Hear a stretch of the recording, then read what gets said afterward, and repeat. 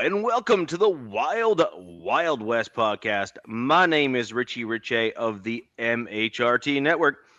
You may recognize or notice that we have someone new on the show today representing the Las Vegas Raiders. Please welcome Raiders Rebel. Round of applause, please. Fantastic. Thank you for joining, Rebel. How are things going?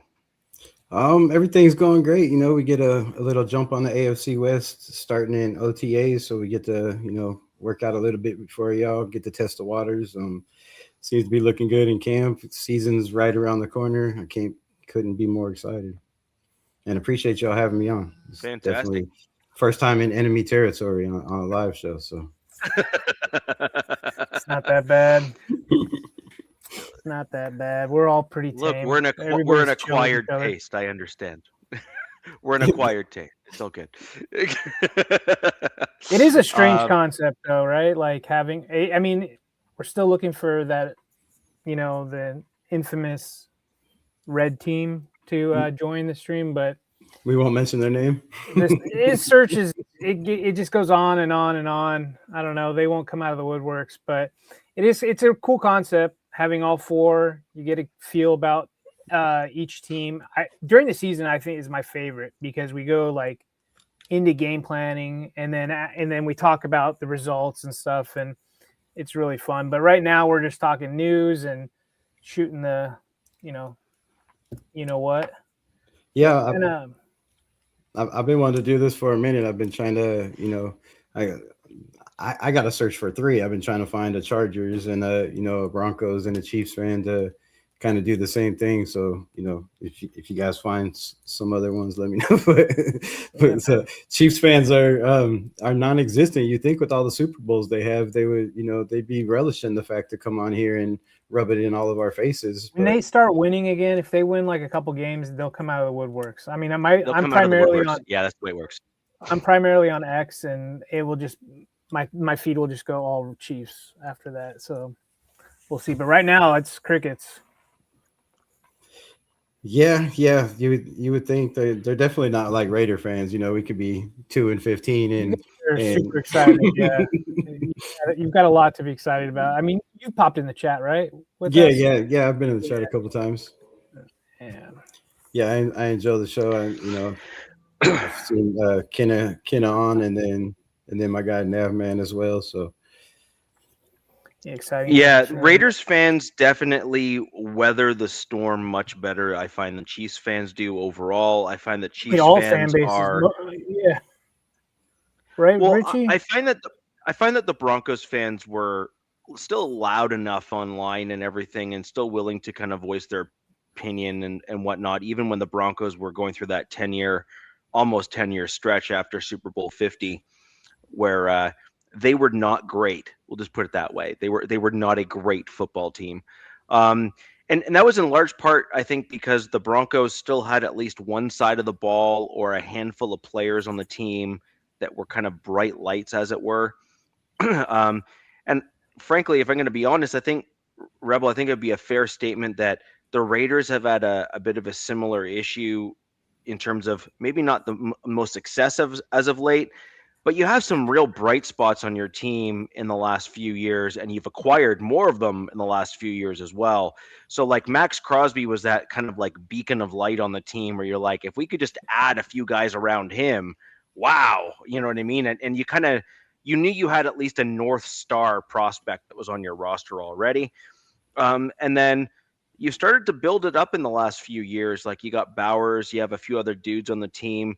You have a couple guys that may work out, may not. We'll wait and see kind of if they fit the new scheme and whatnot where you're at. That's, by the way, I'm speaking from experience on the Broncos side where I was like the lone dissenting voice of saying that guy won't work out. And the rest of the Broncos fan base were like, but he's the greatest thing since sliced bread. And I was like, yeah, right. Okay, bud. Look, you want the team to do as well as it possibly can as a fan. And some dudes just don't fit certain schemes, and it is what it is. You just simply have to accept it and frankly wish them the best when they go to another team, because it's not necessarily their fault that your team made the change, but your team made the change nonetheless, and you just kind of got to roll with it. Yeah, I feel like our major problem is, not even the last 5 or 10 years, but the last 20 years. It's just keeping coaches in the building, right?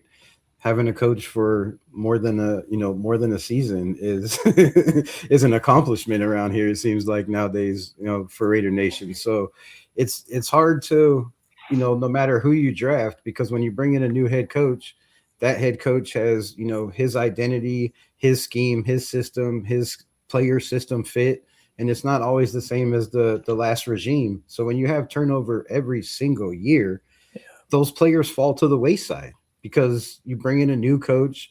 Now they're not favored by that coach. They weren't drafted by that coach. So unless they're like a Max Crosby type or a Brock Bowers type, they don't really stand out. So they just kind of, get shuffled further and further down the depth chart unless, and then I guess when you get in that situation mentally, it's probably hard to, overcome that. So I think our biggest problem is just keeping a coach in the building for more than a year. I mean, if you look at Ashton Genty, or not even Ashton Genty, but Ashton Genty last year, 2 offensive coordinators, bad offensive line coaching, so bad that the team went out on their own with Spytek after practices and tried to, work on that offensive line, which says a lot for our unit. But, just coaching, I think we just need stability in the building. We thought, AP might be that guy, and then you get rid of Chip Kelly, and then you bring in, Tom Telesco, and that doesn't work. And it seems like they were never on the same page. And so hopefully, with the 5-year contract with Clint Kubiak, I think the feeling in the building is you don't have to worry about security, right? If you're a player on this team and you were at least drafted in the last, 3 years, you have a chance to compete. And I don't think we've had that. And I mean, since Gruden, really. Yeah, you mentioned something. You like a turnover, right? Like it's so hard to. It's scheme fits, right? And it's like in the NFL, what it seems like this day and age. What's probably always been that way, but it's like you got to be drafted at the right time with the right team or sign the right contract, because we've seen like great players go to teams and then just fail, and they're just in purgatory. It seems like NFL purgatory for the longest time. Like key and point, probably like for me is like Sam Darnold, like as a quarterback, or even Geno Smith before he went to you guys, because that was horrible what he did with you guys. But before then, he was like floating around for like a decade before he got a shot with the Seahawks. So you've got these players, but like Nav was talking about this with the Raiders. Like you guys had that whole rookie class. I think it was last year's class that you guys barely get to see any of it, right? Like Pete wouldn't play any of these guys. So now you have this new regime coming in, and they've got to figure out a way to see these guys, right? And then this year we only have, or I mean, it's been this way for a while. It's only 3 preseason games. It's like there's only so much. So it's like, yeah, dude, it's tough, man. It's tough to make it on these teams. And then, one man's trash is another man's treasure, right? Like we're always seeing teams scoop guys up, off the waiver wires as soon as when camp breaks and, 53s are set and things like that. So yeah, it'll be interesting how it shakes out. Yeah, I mean, we've had Patrick Graham in the building on defense for 4 years, and that's the only stability, right? And it seemed like that defense with Robert Spillane and, Marcus Epps that we had, and Caleb Von Chasen even, right? And Trayvon Morig, like that defense, they started, they were around each other for a couple of years, right? 2, 3, 4 years. Some of those guys, they started to build that chemistry. And then you have Pete Carroll just come in and totally wipe that out, get rid of everybody, let everybody walk in free agency. So yeah, just you get good players in the building, and I think they just don't get a chance to shine because every year it's a new coach. Or, I mean, if you look at the offensive system, they've had 8 or 9 offensive coordinators in 4 years. We fired one every single year in the middle of the year, and then you go with somebody else. So these guys, for rookies, it's hard to develop guys that, all through camp and training camp, you're focused on one system. And then, somewhere in the middle of the year, now you got a new OC with a new system, same playbook, but a different, aspect and mindset of what he wants to accomplish, whether it's, running a wide zone or a strong zone or, mid inside. So yeah, it's just difficult for the players, difficult for the fan base. And hopefully, I mean, luckily you guys have a few key really good players, right? Like you can just plug and play them anywhere, right? Genty, Bowers, JPJ, things like guys like that have like, I'm pissed that Tom Telesco got you some of those guys. I'm like, of course he goes to the enemy and gets like generational tight end for them when, Herbert hasn't had a guy since what's his name? Hunter Henry left to right. They've been searching. Hopefully Gazin's that guy. We did get Njoku, so we'll see how he does this season. And what's up with the Chargers? Like you just said, they don't, they haven't had really that tight end for many moons, right? It's been forever, and they've been searching, man. There were a lot in the draft last year. There were a lot in this year's draft. Like, I'm glad you brought that up. I mean, in the fan base, they're like, what the? I mean, we're past the 10-minute mark, but they're like, WTF about the center position and tight end position, because they failed to address the center, and we ran 2 seasons with Bradley Bozeman, who's by far probably one of the worst centers, especially with the Chargers. And then the tight end, Gazin did have an amazing rookie season last year, and we're hoping that, that just keeps stacking up. But yeah, for years, it was Gerald Everett and just Donald Parham and just, guys like that, and just couldn't have it. When we see Bowers just immediate, we're like, oh God, Jesus Christ. Right. Well, yeah, Gaston was not quite that level, but he definitely showed signs. But I just think like Harbaugh, and with the running backs they have and the quarterback they have, that 12 personnel would be a lot more suited for their offense. And just going out and get one of those guys in the draft this year would have definitely helped that. And I thought, with Mike Daniel coming in as the OC, that they would have definitely went out and tried to, fill that tight end role this year. But thank God they didn't. They got a guy who I'm like really high on, and Charlie Kohler from the Ravens. That's that guy. I've been high on him for a while. He was behind Isaiah Likely and Mark Andrews there. And I think when Andrews or Likely, one of those guys went down, he actually, because he low man on the totem pole. Like, this guy came in, he was like 1,000-yard tight end receiving guy I think out of Iowa, if I'm not mistaken. Wasn't a blocker at all. And you have to learn to block in the AFC North, right? Good luck, right? And he's now becoming one of the better tight end blockers in the league. I don't want to say he's a top. I don't know where I'd rank him yet, but the guy's got sure hands. So I'm high on him as an every down tight end. And then, the tight end room still, like after the draft, we're like, there's still more spots to fill. And I was like expecting like a Darren Waller or like a Jonnu Smith or something. And then they get Njoku, who is my number one guy. Like, I know he's had like last, I think it's like season or two, it's kind of been down. But I mean, dude, he's dealing with a nagging knee injury, and he's been on like a losing team. I talked about this weeks ago, but I mean, he's played with like 7 quarterbacks in the last like 2 seasons alone. He said down compared to what? And he had to play with Shador. I mean, down compared to, well, like the point is that when your down year is like somewhere in the middle of the NFL, yeah, that ain't bad. You know what I mean? Like right. there is much worse out there than, hey, he had a down year. He was only like upper middle of the pack. It's like, there are teams out there that would kill for that. You know what I mean? Like, right.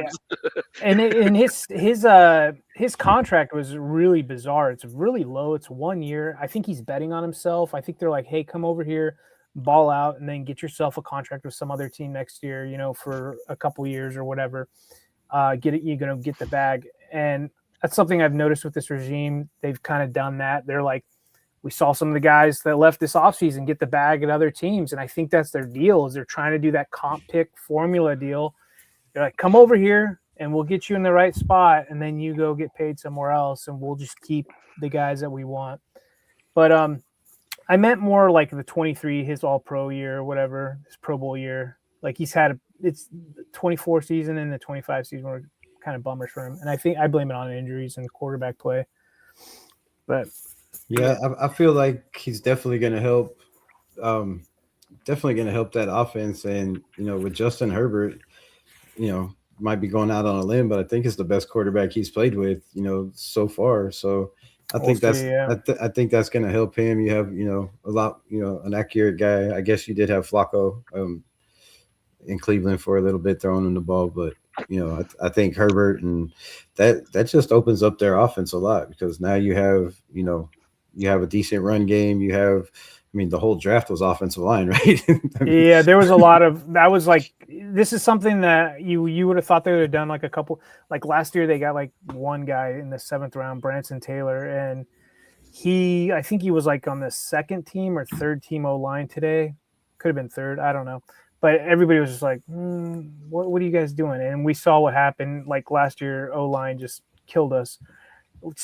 Same with you guys, right? Like, and when they went out and got many O linemen, especially UDFA guys. I know I haven't talked about UDFA. I've been really busy the last few weeks, but they got who's that guy? Richie Isaiah World. That's one guy that we're really high on. He's gonna have like a redshirt year because I think he's recovering from an ACL or something.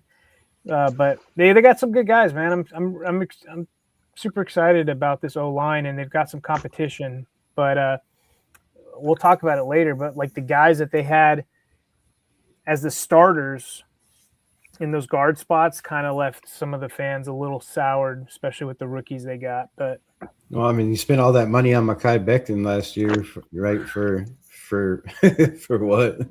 Dude, so that's rough, and that's I got my fingers crossed, but Tyler Linderbaum, 3 years, $81 million is a lot of money, and I was saying all off season, like, please just don't let it be another situation where you go out and give this offensive lineman a bag, and then he just does nothing for your team but hurt it. I'll say something, Raider Rebel, about that. Tom Telesco made Corey Linsley. He signed him from the Packers, and at the time he was like the best free agent center. And when he was healthy with the Chargers, ready to rock, like he transformed that whole offensive line just from that center spot, right? And then he unfortunately had his like heart issue, had to retire. But after him, it's just like the tight end position. They've been searching for centers forever, and hopefully this year they got their guy in Tyler Biadasz. But I think center's so effing important. You just don't really understand it. And getting a guy of Tyler Linderbaum's caliber is massive. And I think the Raiders they were like, look, dude, we're going to pay you. If we've got to suffer this year, we're going to make it worth your while, right? We're building here. You're going to be here for a while. So that's the way I looked at it. Yeah, I'm hoping to have that New England turnaround. I'm pissed. I know Richie wants to talk, but I'm pissed that you guys have JPJ and Linderbaum, 2X wrestlers next to each other. Yeah, that's going to be scary. The only thing about JPJ is he's got availability is the best ability, and he's not been able to show that. Well, isn't he getting that new helmet thing or something, or is he? I hope whatever he does, I hope. But it was first the helmet, and then then the ankle. So he's got to stay healthy. But at least this year we have depth behind him, right? We're not having to put in Alex Kappa or Stone Forsythe. I don't know who's worth Becton or Kappa. I mean, they were horrible. Well, I mean, we only paid $5 million for Kappa, so I'd have to go with Becton. Richie doesn't know about bad O-line play. So I got a question actually primarily for Rebel. So I really like JPJ, like really like JPJ. The problem that I have with JPJ is that I think, this is my opinion on him, he is better suited as a power center than he is in a zone role, which is what he's now been in. Like, he's going into a zone, a wide zone with Kubiak, and he came from a zone-ish. I mean, look, there's not much you can really call out when it comes to the Carrolls there. There was so much that went wrong, but they attempted to play a variant on the zone, And I just don't think that he is well suited for that as a player. Curious as to your thoughts. I feel the same way, right? If you're asking him, if you're asking him to pull, which you're going to be doing a lot in a Kubiak system, right? You're going to be, be pulling an awful lot. I'm sure that he moves his guards, he moves his tackles. I mean, he can get to the next level with blocking. There's been a lot of people that think he's better at the guard position, but a lot of Raider Nation feel like he's just better at the center position. And I've talked about this on my channel all off season is if he doesn't win that guard position, because you got Caleb Rogers who played very well. You have Jordan Meredith. Good year. Yeah, he had a good year, Rogers. Right? Yeah, coming in at the end of the season, he played very, very solid for a 3rd round pick. And then on a bad offensive line with bad coaching on top of that. And then, you look at the fact where you also have Spencer Burford that they brought in, who knows the system from the 49ers. So that's another guard. And then Meredith, like I said, 2 years ago, was the top 5 guard in all of football when he was playing right guard, and they moved him to center. So last year, should have an asterisk next to it. I think they went completely backwards from where they were, even with Antonio Pierce. When he took over mid-season, that team was on, a total another, trajectory. And then to start the season, you decide to go with, Gardner Minshew, and then that all falls apart. So they started to rise and then just fell off completely. So yeah, I feel like JPJ is better at center. And, I've said it a bunch of times that if some of these guys that we've brought in, like Caleb Rogers, like Burford, or Jordan Meredith, just having the experience. I don't know if he quite has the athleticism to quite play that role, but he has the experience. And, having all these guys behind JPJ, that if he doesn't win out that guard spot and one of these guys take it, I'm sure there's a lot of teams that need a center that are calling his agent, not calling his agent and saying, hey, let him know that we need a center, not a guard. And if you want to play center, come over here. So I wouldn't be surprised if he's the starting right guard to start the season, but with the injuries, and all that, if he can't stay healthy, I wouldn't be surprised if he's not here next year, if he can't make it through a whole entire season and be athletic enough to show that he can fit in this wide zone. Chargers are doing something pretty similar, Raider Rebel, with that your situation right now with JPJ. It's like you're like, he's a center, right? Like, but he did play guard, so he does have experience at guard at least last year or whatever, right? I'm pretty sure. And then you bring in Tyler Linderbaum, bona fide. That's your center. He's not playing anywhere else, right? And then, but this is the same situation. I feel like the Chargers. They bring in Biotish, they sign him in this 3-year deal, and then you draft Jake Slaughter, right? Who was looked at as one of the Slaughter was my guy in the draft. I mentioned one of our shows, right? Yeah, he was a blue star, gold star, whatever the hell you want to call it, guy for our GM. And they went up and they're like, we're getting this guy. Like, this is my dude. And so they're like, hey, we're going to try you out at guard. And it's like, you drafted this guy that high, but he's never played guard before. And he's a center. I don't know. I don't understand that either. So the 2 snaps he did play at the Senior Bowl were pretty piss poor, right? So I'm like, I hope this works out, but I'm not going to sweat it, because it is a good problem to have a really good backup center. Because if anything happens to your center, like I said, that whole O-line essentially crumbles almost when your center goes down. That being said, they did give themselves some leeway with like some free agents this year. There's some competition, but I don't know. Maybe they know JPJ is a good center, and they're like, look, dude, like, we're going to cross train this cat and just see what he can do. He might be too valuable to just trade off or something. Yeah, as long as he can stay healthy. And then I think in the last 2 years, he has 14 penalties, right? And Kubiak come in, he's preaching, smart offensive linemen, right? Guys that aren't going to hurt the team. So he's going to have to overcome some of that aggressiveness and, playing after the whistle. And that's going to be a big step for him too, because you don't want to tell a guy, calm it down, right? We need that aggressiveness, right? You need that guy to be a bulldozer in the run game and move bodies and get to the next level, right? And I think he can be that guy, but if you can't control the penalties and you can't be healthy and stay on the field, I think that's a problem. That's why it reminds me of a guy on my team, Trevor Penning. And then all the penalties. And then they go and get Trey Zune in this draft, who we're talking about moving. A lot of people were saying to center, who's played mostly left tackle, and now there's a lot of talk about him playing guard, and we need a right tackle. So, DJ Glaze has struggled, and we don't know what DJ Glaze is. Who was the other guy at right tackle besides Glaze that you guys had play last year? Last year, it was just DJ Glaze. Was it Grant? They had Charles Grant. They brought him in to, I guess, be the heir apparent for Colton Miller on the left side. Okay. So they haven't really played him, but I guess so far in camp they've been, playing him on the right side a little bit. So maybe they move him over to the right side. But yeah, DJ Glaze has just had a rough go of everything.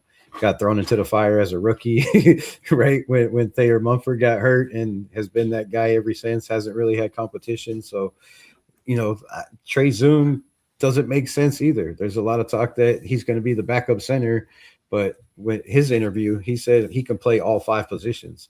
But in college, he hasn't played all 5 positions. So if you got to train a guy to play the guard position, how much center snaps are you going to get, right? How much right tackle and left tackle snaps are you going to get? So a lot of people in Raider Nation have Trey Zune pinned as being a starter to start the season, which to me, I don't see that, right? If you're let me know your guys' opinion. If you're training a guy to be a guy that plays every position, right? To me, that's your 6th man, right? That's a guy that it's your swing tackle. Yeah, that's your swing. Everybody, right? Yeah. Swing tackle. He's going to be in on jumbo sets. That's your next guy. But then you have Charles Grant. That's was that guy last year. So it's going to be interesting to see. We haven't been in a position in a long time where we're like, man, we don't know, who's going to make the roster and who's not. They brought in some UDFAs, BYU guy Isaiah Jada.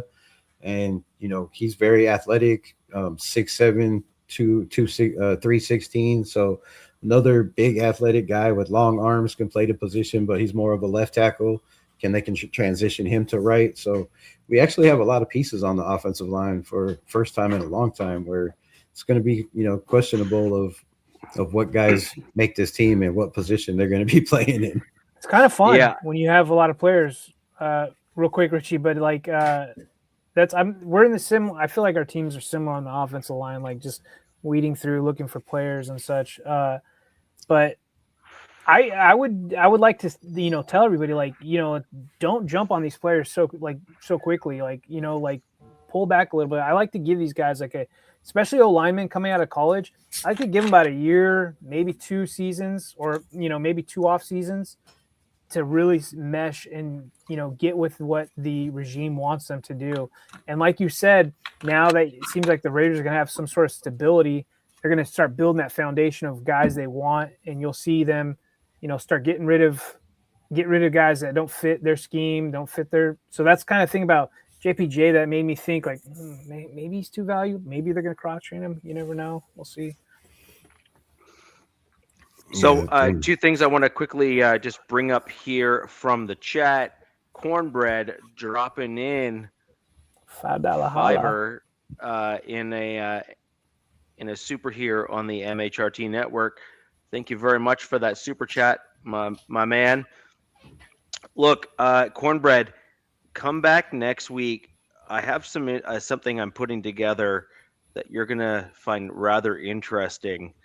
That's about all I'm gonna say right now. But you're gonna be. It probably won't surprise you as much as it will others. But I got something I'm working on that I think you're gonna be quite interested in, pertaining to Bo Nix, and we'll have a look at that maybe next week on the show. And we got a longtime fan of the show. Big E has kind of followed me around on the different pods that I've been on, and he's in I'm in a very, very large group chat with Big E in it, a bunch of Broncos fans, a few content creators lumped into that crew as well, including some of the guys from MHH, Mile High Huddle, which is basically the largest Broncos podcast on the interwebs. So we got Big E coming in here. You've been a great fan of the show. Always had some very insightful information. I have heard, Big E, that you were not well, but I wanted you to be the one to kind of bring things forward. Very sorry to hear that, but keep things positive and know that if you fight, you have a very, very good chance of coming out the other side and coming out stronger as a result of it. So thoughts and prayers are both with you and your family. Hope you get through this thing, and let's go Broncos, and let's hope that we're able to get through this in short order with you. Amen. Yeah, amen. Prayers. Prayers. Yeah. That's it's a tough go as you go through that stuff, and so hopefully you're able to bounce back and do what you got to do and kind of get well soon. On the O-line, Rebel, it sounds more like what you got there is you got a swing interior and you got a swing tackle.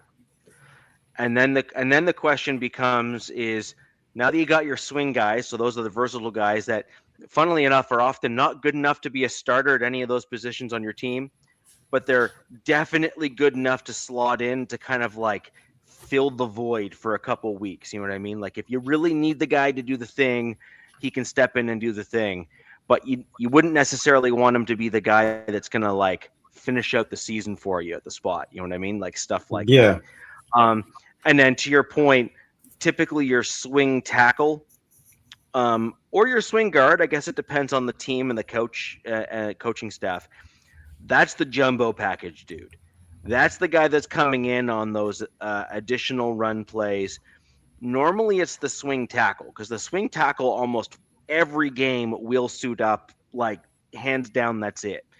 And so normally they bring in the jumbo set guy at the swing tackle spot, which, as you said, the dude that you brought in as a UDFA, he's actually someone that's super interesting for me there, because he's got the height, the length, the size, the arms, he's kind of ticking the boxes and stuff as he go down there.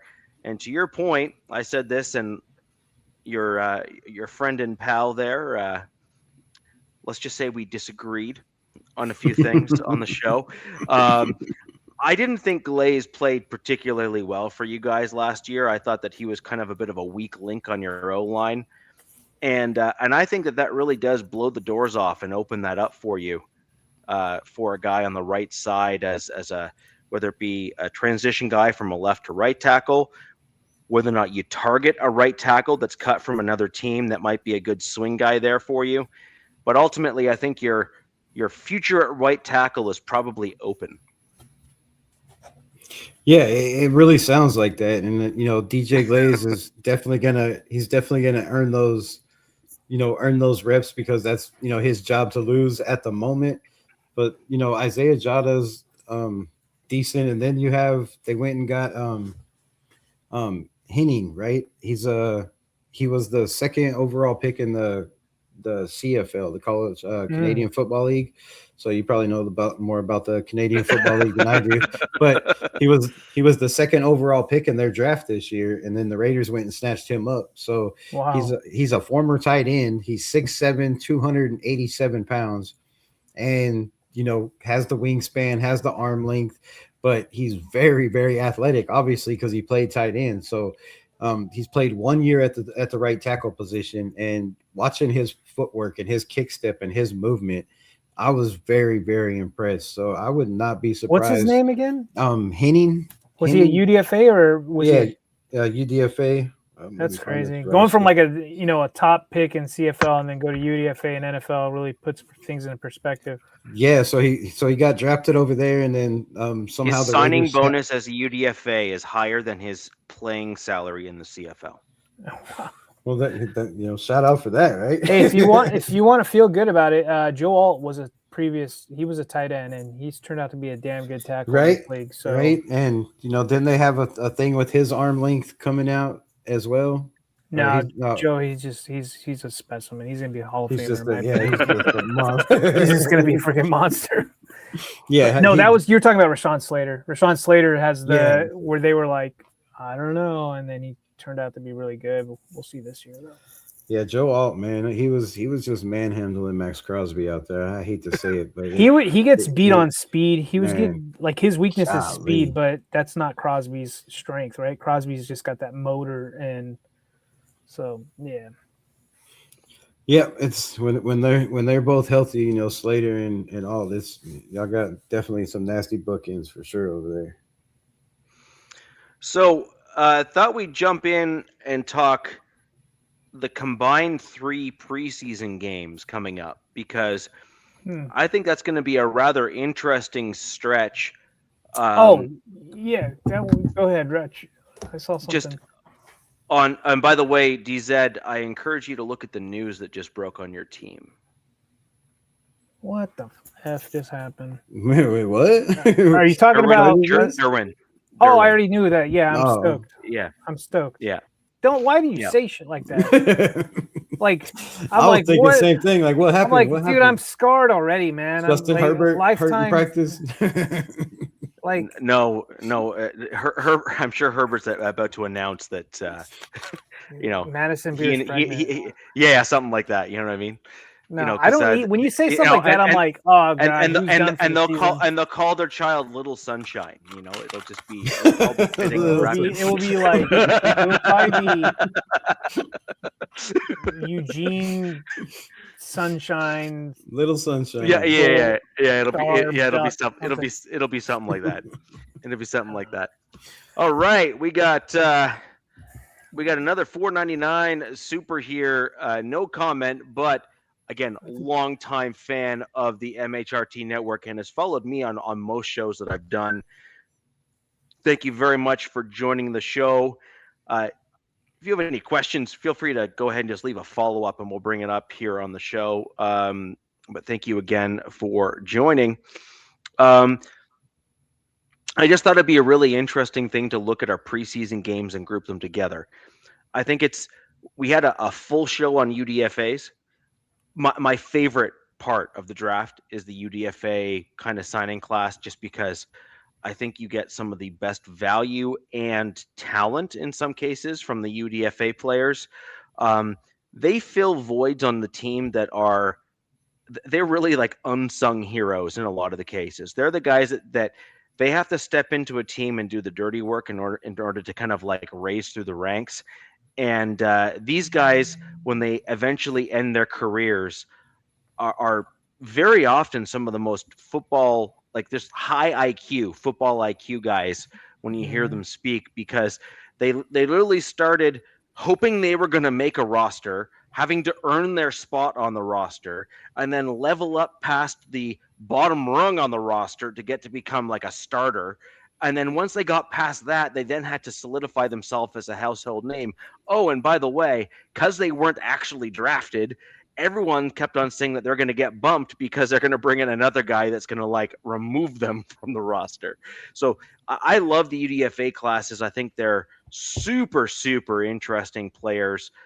My favorite part of the draft, and it isn't even close.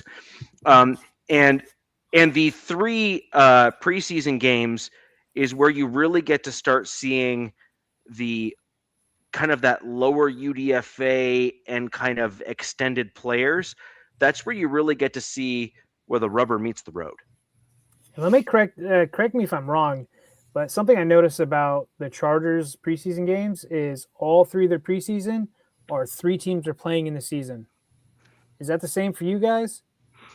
Because I was like, WTF, like what is this? Not Houston. We have we play the Cardinals, I do believe. We play the Cardinals at home and the 49ers at home, and we play both of them during the season. And then we play the Houston Texans in Houston, which we don't play during the season. And I'll be at that game if anybody's going. So I mean, at least you're like 2 for 1, right? Or whatever, 1 out of 2 or something. But we're 3 out of 3. We're all 3 teams in the preseason.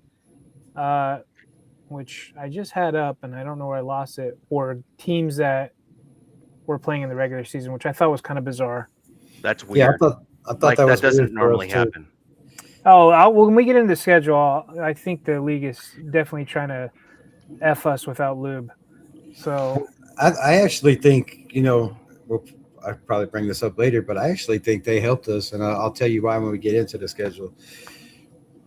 For the first time, I think the league actually helped the Raiders, and people are looking at it, going, "Oh, they don't have any, primetime games," and I'm like, "Well, that's cool, because we play a lot of teams that do have primetime games, so they're going to be on short weeks, and we have, full weeks to prepare, which is big, and then our travel time is kind of in the middle, and they gave us the NFC West, which I thought was very interesting. Yeah, I was surprised with the overall schedule release that 6 teams didn't get one primetime game. And what that tells me is that the companies like Amazon and who else is it? Amazon, Peacock, Netflix, who are all the other... Everybody, I think. Hulu, I think, has got some now. Well, that just shows me their influence in this, which is kind of pissing me off. Like, I'm kind of ticked off because...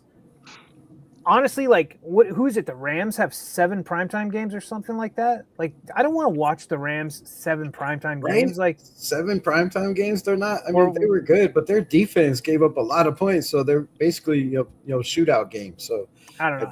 I'm not a Rams fan, and I don't particularly like them. But I was just like, there's a lot of teams getting super rewarded, and then you have a bunch of teams that said no. And I would have thought the Raiders with this new regime, Fernando Mendoza, right, would at least got a primetime game in there. But what this is letting me think, or they're probably like, hey, so it's not Mendoza that's going to be playing, essentially. That's what I'm getting from this, because why wouldn't they want to showcase Mendoza in a primetime game? Well, I mean, that's a good point, but they didn't give Cam Miller a primetime game last year either, right? And solid as well, right? Yeah. And he was a first overall pick. So, and I don't know if the Patriots had any primetime games when Drake May was drafted. I didn't look that up, but so I think I really have a strong feeling that unless this team comes out, 7-2, which is looking at our schedule is, that would be a miracle in itself. That Fernando Mendoza plays sometime this year, and I wouldn't be surprised if it's earlier than that. I think your last 2 games are TBD, right? Like everybody's, I think, are TBDs, right? Yeah, just the last one for us, which is weird. It's just the Kansas City game. Everything else is the Broncos. Almost all of our games are pretty much determined. The only thing, so our last 2 are TBD. Like in terms of who you're playing or timing?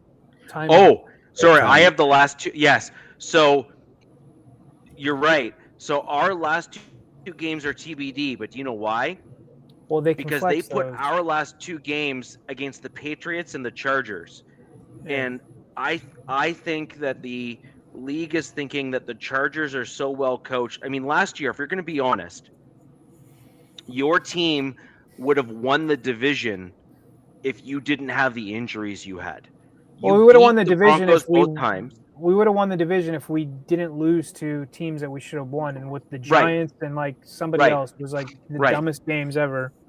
Right, but the point is that I think the league is thinking that the Chargers are going to be highly competitive again because of your coaching staff. Well, you would have thought they would have rewarded us with primetime, Richie, because we only got 3 primetime games when I agree. We averaged like 5 every year or something. But the problem is that Sean McVay, I think, as far as the league is concerned, brings in the soccer moms better than Harbaugh does, and so they want him on. They want him on camera. They want him on camera. Put the pretty boy on.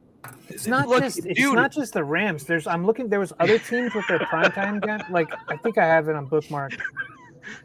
And Rebel, I get what you're saying. Rebel, I encourage you to take that, clip it, and put it as a short. Right. I think it'll do well. But no, like at the end of the day, the league.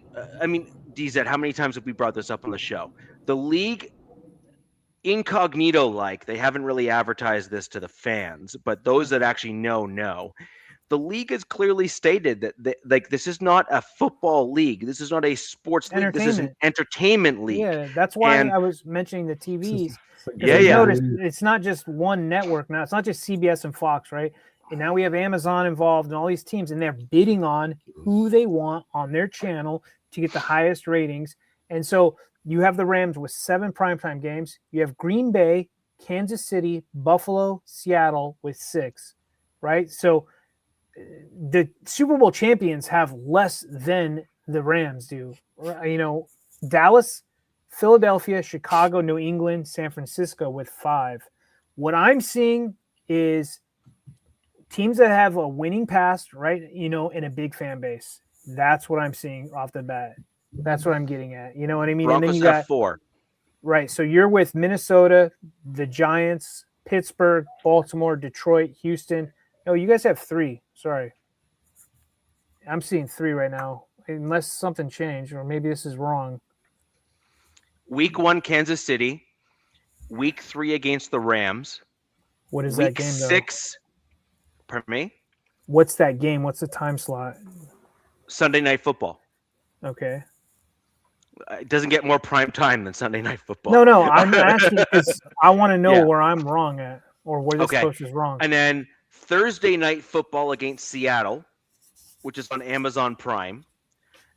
And then we have the Black Friday game on Amazon Prime against the Steelers. They could have gave us that. So game. that one of those games is not considered primetime. If one, that's I don't think one. I think one of those games is not considered primetime. I'm assuming that they are negating the Black Friday game and not calling that primetime. Yeah, but I'm going to be honest here. Look, Black Friday is kind of a big thing. And a lot of people are not at work. A lot of people are going to be watching it, and the ratings are going to be huge. And it's on Amazon Prime. So, I mean, as far as I'm concerned, and frankly, as far as most of the internet is concerned, that's a primetime game. Like, it just is what it is. Yeah. I just don't like the fact that I really don't. I mean, who am I, right? But I'm pissed that there are 5 teams with no primetime games.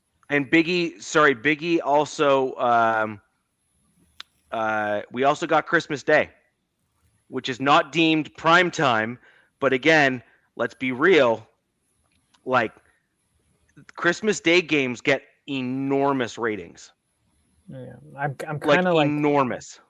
As I'm getting older, I'm like getting upset about the Christmas and games and like they're adding to like the holidays. I'm like, so you're supposed to be spending time with family, but then sometimes family sucks. So then you got the game. So it's like it's a double-edged sword. You know what I mean? But DZ, I have solved that problem. What if family sucks and you have to watch the Broncos and you're a Raiders fan? Well, you're hoping for their downfall. You're like, that's a rough. Here's the deal. You now know a Broncos fan, so you have a reason to cheer for them. And on top of that, I'm sorry. I have solved. That's not how it works, Richie. Sure it is. No. Sure it is. Or root against them, whichever you would like. It's fine. There you go. You can root one or the other. But DZ, I've solved the Christmas Day dilemma. My entire family is now Broncos fans, which means that it must be on TV when they're playing. And so, and then my dad's a Miami Dolphins fan, and so I just get to laugh. I mean, yeah, they're going to be going through some growing pains. Definitely. I do like the direction they're going, but they're going to be going through some growing pains. That's for sure. You get rid of your quarterback, your 2-star, both of your star wide receivers, and you start over from scratch. You don't know, what they got on defense. Yeah, it could be a rough patch, but then again, with the pieces they brought in, they could be one of those teams that go from, worst to first. I wouldn't go that far, Raider Rebel. But I mean, I see what you're saying. I get you. I mean, Wilson, he looked all right as a quarterback. He doesn't have a lot of stars, but I mean, they still got A-Chain there. He's damn dangerous. You got a running game. I don't know, their offensive line, we'll see if that improves any. But their defense was off and on last year, and then you bring in a defensive-minded head coach, so it might. And then you got to solidify your offensive scheme first. Yeah, who's there? Is their head coach Halfley? Is that what he is? Anybody? I don't know. Yeah, from the Packers. Okay, so that's what I was double checking. Yeah, so just real quick on the. I'll start with the Broncos preseason games. We start with the Falcons. We start with the Falcons, then we move to the Packers, and then we finish our third preseason game against the Vikings. Now, I want to just add a bit of a banner here. I've looked. We play not one of those teams at all during the season. This is bullshit. Not one. Complete BS, dude. Right? Not one. Who is doing the schedule, man? Right? And are horrible. And this is gonna really piss you off. So, Sean Payton, George Payton has basically like a drinking buddy relationship with the Vikings, because that's where he was with for the overwhelming majority of his career. Oh, so that's his crew over there? Yeah, so I mean, he basically goes and says, "We're doing this, let's do this," and they're like, "Yes," and then they have this agreement and whatnot. And so I'm almost certain that there's going to be a Vikings joint practice leading up to the preseason game. I am almost certain that there's going to be an exchanging of scripts between the two teams to ensure there's no injuries. I'm almost certain that there's going to be we're not going to hurt you, you're not going to hurt us kind of general look and feel. I mean, you'd hope, right? And those games get chippy. They do, but the thing is that there's such camaraderie and respect between Peyton and the Vikings organization that they wouldn't dream of ruining the pipeline between the two teams and whatnot. And then on top of that, I believe that the third preseason game is where the Broncos are going to be doing a lot of testing out of some of the primary offensive plays with the starters.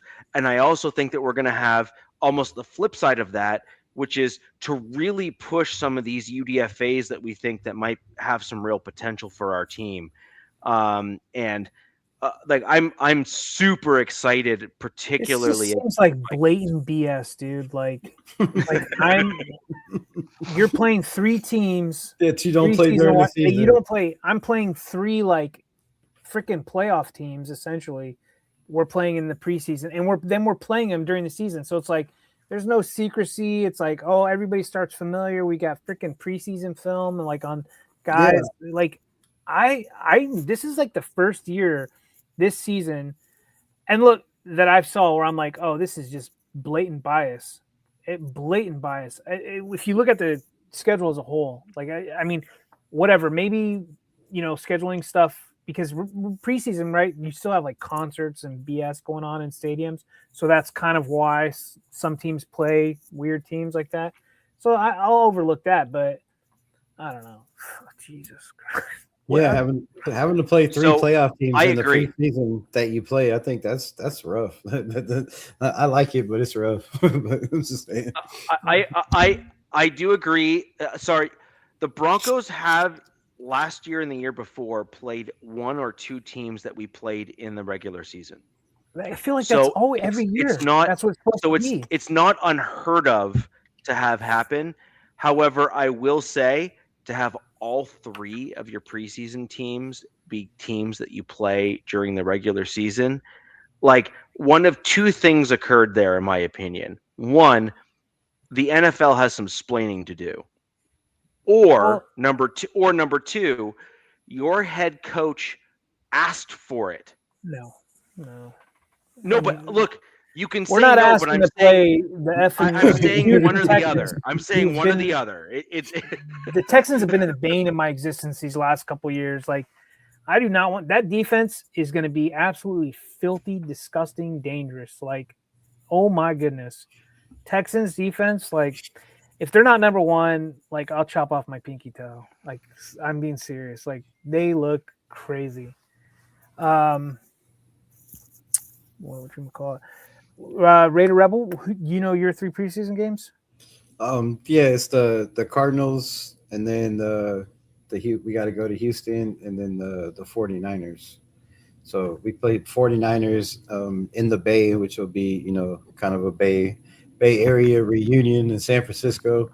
But having to play them twice just doesn't make sense. And then the Cardinals, that doesn't make sense either. So I feel like they gave us an advantage because if you're looking at the schedule and we play the NFC West, if you look at Clint Kubiak, right, he was a Seattle coach. Right. Makes sense. There you go. He played the Rams twice in the regular season, once in the playoffs. Played the 49ers twice in the regular season, once in the playoffs. Played the Cardinals twice. So, I mean, that's a lot of film, and yes, every team evolves and changes over the next year, but you still get a pretty good grasp, of that division and what they're trying to do over there. And I think that gives us a big heads up in some games that people are overlooking. I mean, you already know what Sean McVay and what they're trying to do over there with the Rams. You played them 3 times, beat them twice. So, and same thing with the 49ers. So I think those games are going to be a lot closer than people expect. And then the Seattle game, as well. You were a coach over there, right? You know what Mike McDonald's thinking, what they're trying to do on defense, right? What they're trying to create. And then, he knows as well. But I'm sure you're looking at Ashton Genty and Brock Bowers, and man, what these guys can be in that system. So yeah, I think the schedule makers, I didn't understand it, but when I looked at that and I was like, man, we're playing every team that he played last year. Like that gives us a little bit of a jump, I think, on. It would have been good if you were like in year 2 or year 3 of this regime. That would have been like, oh, okay, here we go. Now we got some, some gas. But, a little bit of firepower. Yeah. But you never know. I mean, with this you want to team, know my prediction? I think that your offense is going to be fielded as a vanilla offense when you play them. Obviously. However, I think what you're going to end up with is Kubiak is going to go to the defensive coordinator and basically level out all of his notes and just like lay it all on the table and say, kill them. Like I want them like demolished. So I actually think you're going to see some really interesting play from the Raiders in preseason. I'm only going to say to the Raiders fans on the show, it's preseason. You have a lot of advantages on the defensive side of the ball. I think Kubiak has got the cheat sheet to basically blow the doors off of your preseason opponents because of what you just said, Rebel, is that he's literally got like recency bias of like 3 games apiece for at least 2 of the opponents. and I think that is a really understated but very true advantage that the Raiders are going to have going into preseason. And I think that will allow your defense to just start teeing off and doing some interesting stuff to beat them. Now, I don't necessarily think that the stuff that he's going to use to beat those opponents will be the exact look and feel that you guys are going to be doing during the season.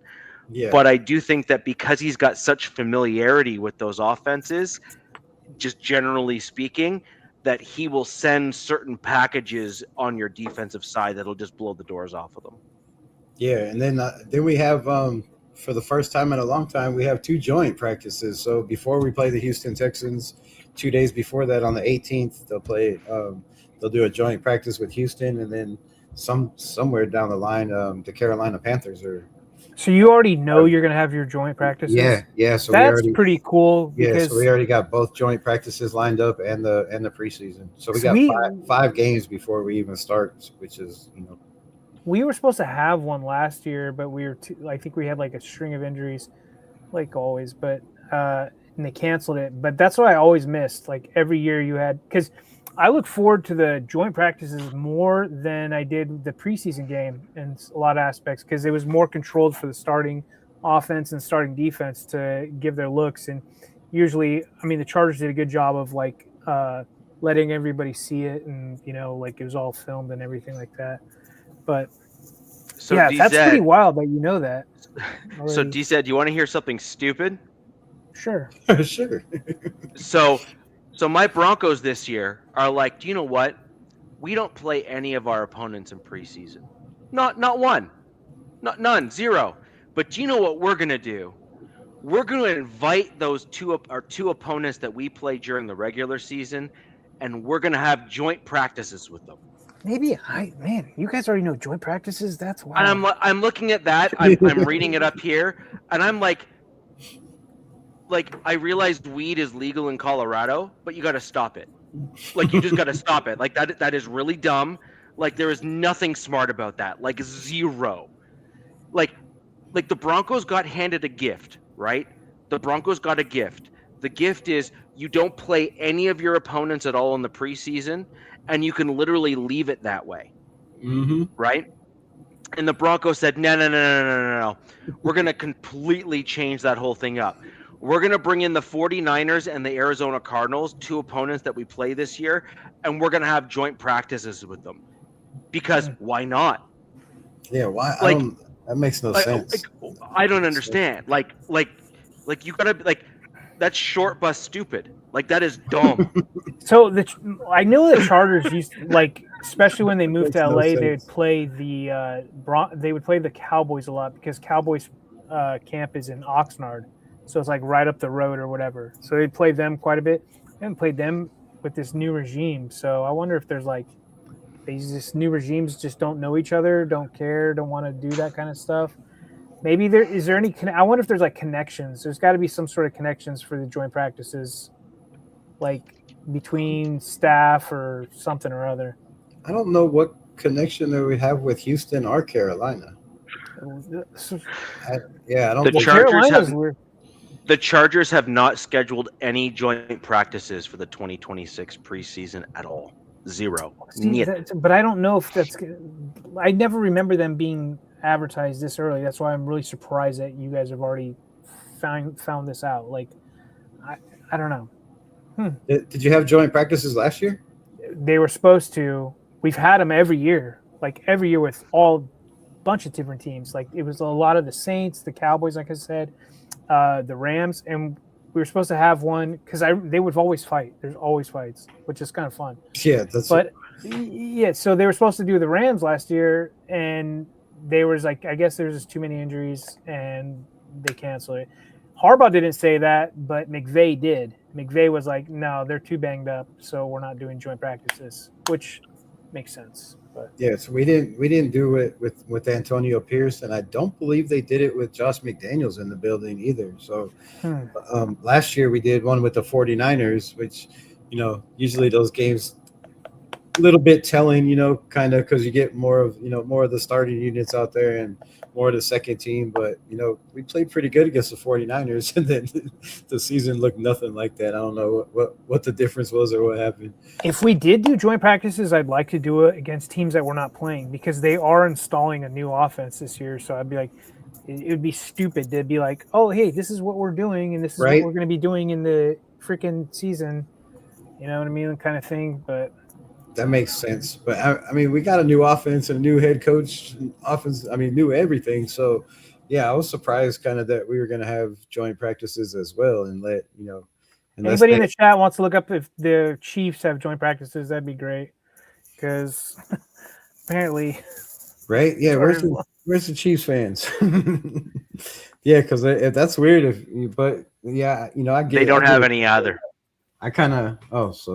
They're trying to not open the door or open the window for anybody to peek in and see what they got going on with their new fresh running backs and their Justin Fields quarterback. Well, that's the thing, right? Is that I actually don't think that they want to open the door to anyone getting any insight on Mahomes' health. Yeah. I think that's what the real answer is that when you just keep things locked and kind of closed door sort of deal, you can really keep a lid on Mahomes and his health coming into the season and all that kind of stuff a lot better, which I think the Chiefs are wanting to keep it a bit of a mystery, as it were. How good is he going to be? Where's he at? Brace on Richie. Oh, his brace, man! The dude looked like a cyborg. And reminded me of a Terminator brace on his leg, right? It was the Gronk elbow brace equivalent, except on his knee. You know what I mean? It was brutal.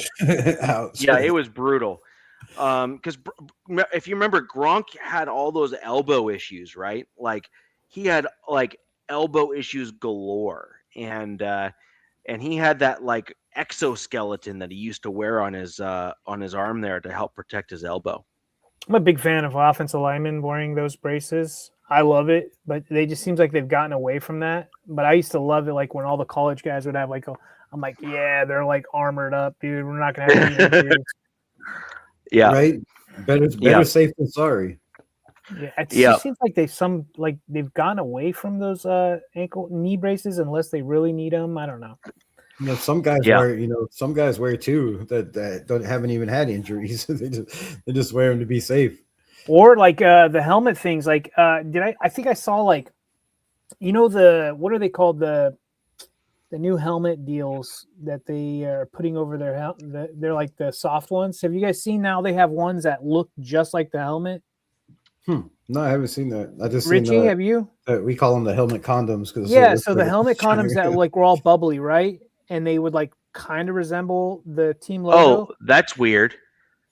I just literally re-looked up Broncos joint practices, and my previous searches just changed on me, and we are not having any joint practices at all.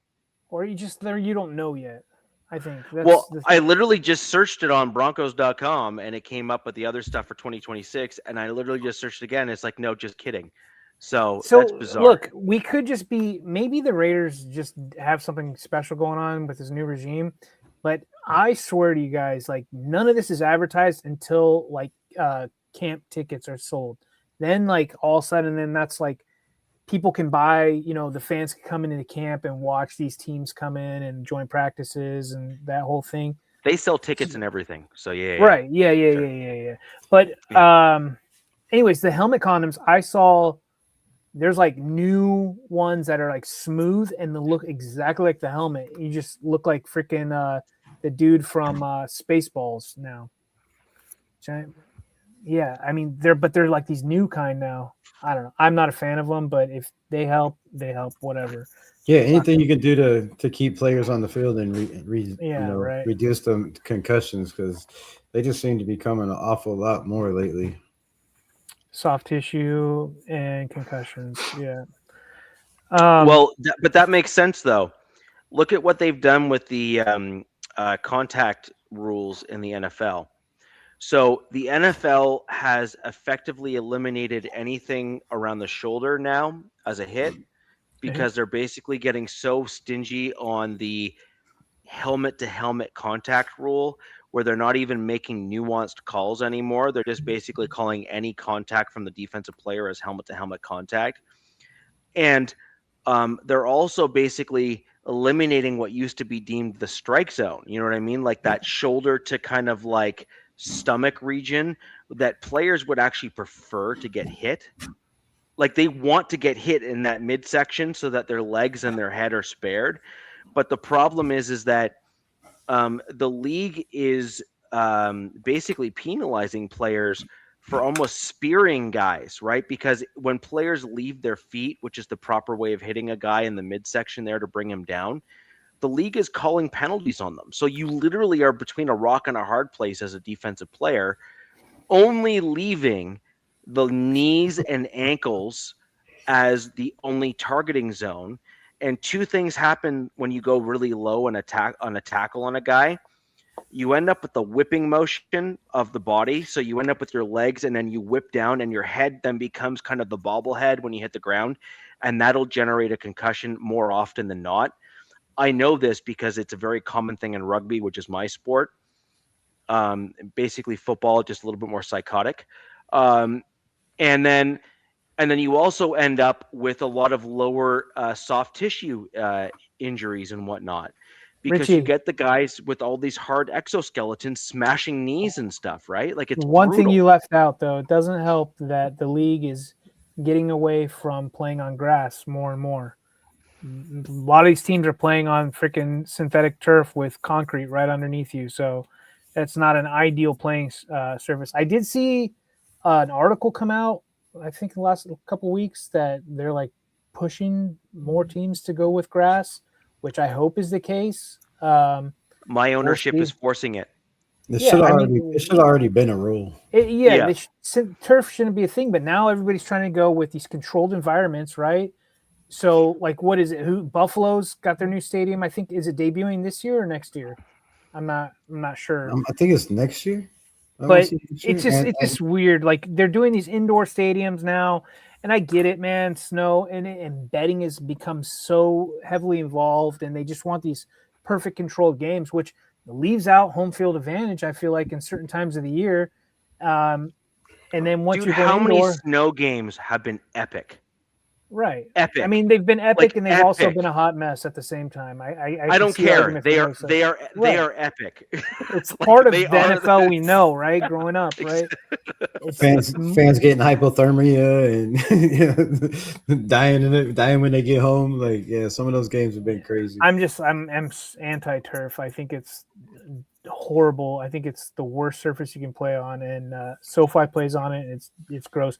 Like what the Raiders did, super smart. Like with the Cardinals, where they had the retractable grass that comes out and goes back in. It makes too much sense. Yeah, way too much sense. That's what the Raiders have too. You know, they can put it out there and get sunlight, and then when they couldn't do that in LA, the best weather on planet Earth. Yeah, in Southern California, you should be able to do that everywhere. Like, when the sun's out, you put it outside. Even in the wintertime, you're still getting sun as long as it's not freezing, and then you just reel it back in. So everybody pretty much has grass now that on those wheels. If you can have grass in a desert in Arizona and Vegas, there's no excuse for anybody. Southern California, at the SoFi Stadium for the Rams and Chargers play on turf.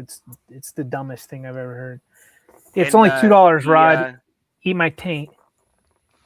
Also, you guys pay rent too, by the way. The Rams have to pay rent as well, even though it's technically your stadium.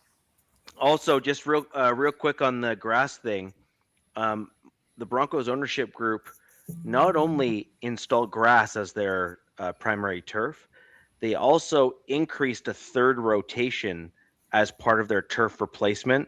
So most teams only replace their turf twice a year, whereas the Broncos have a 3 times a year rotation to ensure that the turf is pristine and safe to play on. Yeah.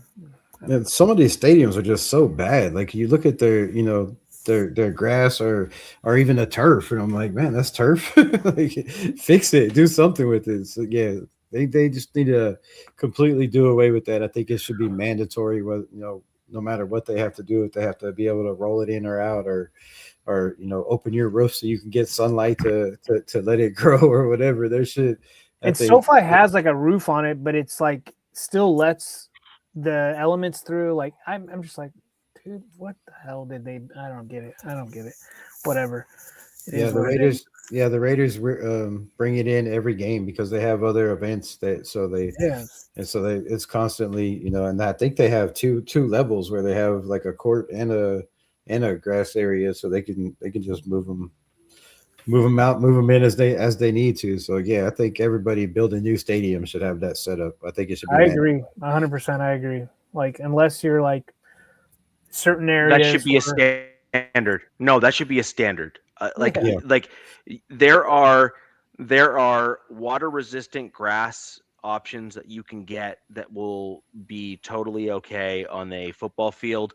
In addition to that, like if we're going to be totally honest, the NFL makes so much money, like each team and the NFL as a whole makes so much money that if they are serious, and I mean truly serious about player safety, then it should be mandated that every new stadium be a grass option or an only grass option for NFL. And that you must have a plan to have proper turf, period. I honestly think it's all like quote unquote coach speak, because they're just going to keep upping the pay and they don't care. They say they care about everything else. It's all BS in my opinion. I don't think they care about player safety. I don't think they care about the fans. It's that green, man, that almighty dollar. They'll just keep paying players to shut them up. I mean, the NFLPA, like the dudes who are in it, who run it, they're a bunch of shills, in my opinion. Like none of them are serious players. Like, nah. Yeah, I feel like, you say you care about the players and you want to make it where the defenses can't tackle nobody. Like you can't, I mean, you have certain target areas. It's making it almost impossible for a defensive player to tackle somebody. So they're just trying to make, offense where people just want to come in and see shootouts, kind of like Rams games in Seattle where, it was 31-32 or, 28-27, right? They just fantasy betting. They don't. Yeah, it's all about fantasy and betting. They say they're about safety, safety and player safety. Then why do you still have turf on fields? It would be a lot easier to take, in the offseason, it would take nothing to come out there and rip that up and run sod. I know, like MetLife, plenty of crews that can come run that sod and do it in a day. MetLife and no problem whatsoever. Are notorious for soft tissue injuries, just because there's no give, right? Like there's no give. You're planting, and in grass, you got that little bit of give, right? But if you don't have that give, those tendons have nowhere to go. They're just like, and these guys are super athletic, like super athletes, right? Of course, every year they're grab, faster and bigger. What? Go ahead. You grab and you also have the grab. You have the turf. You have the turf grab. So, like for example, when your cleats go down into the turf, the cleats will grab onto the turf itself and add additional strain as you're planting and moving. It's bad. Like it is bad. This is an interesting question, Rebel. This is from your channel. Bringing it over here, ranking the quarterbacks in our division. I think this is an interesting one. Man. Gotta. There's a few. So, are you talking all-time career, or are you talking as of today? Because those two things. Because those. So, if you're talking as of today, and not like their all-time career, Mahomes would have to be in the number 3 spot. I think people need to realize that Mahomes hasn't been Mahomes for a few seasons. Correct. Like it's been 3 seasons since Mahomes has actually been where he was at when he first came into the league. They just know how to win. They know what to do. They it's really weird. Like he has the accomplishments, right? Like they've got the trophy case. He could say, "Hey, that's all me," right? That's all. But his play style, which made him an elite, like high-end quarterback, that hasn't been what we've been seeing on the field for like at least, in my opinion, like 2 seasons. Like that's just not how he plays anymore because he doesn't have to, right? He doesn't have to play that way because they've been winning these games. That's the one thing that I really respect about the Chiefs. They know how to win. And their game will be super close. And then those last few minutes in the fourth quarter, boom. What do? Touchdown, field goal, walk it off, see you later, right? And that's coaching. That's Andy Reid. That's the coaching staff, and that's the players and the mentality, right? But like if we're looking at winning percentage since coming into the league, Bo Nix is right up there with the best of them at this point, if we're going to be honest. I mean, he's made it to the playoffs. Pretty good in the fourth quarter. He's been awesome as a clutch quarterback. He's made it to the playoffs both years he's been in the league. He has got an insane winning percentage in terms of the NFL. Like he is at or above Mahomes' winning percentage level since coming into the league. The only difference is Mahomes won his Super Bowl in the second year. Bo Nix did not.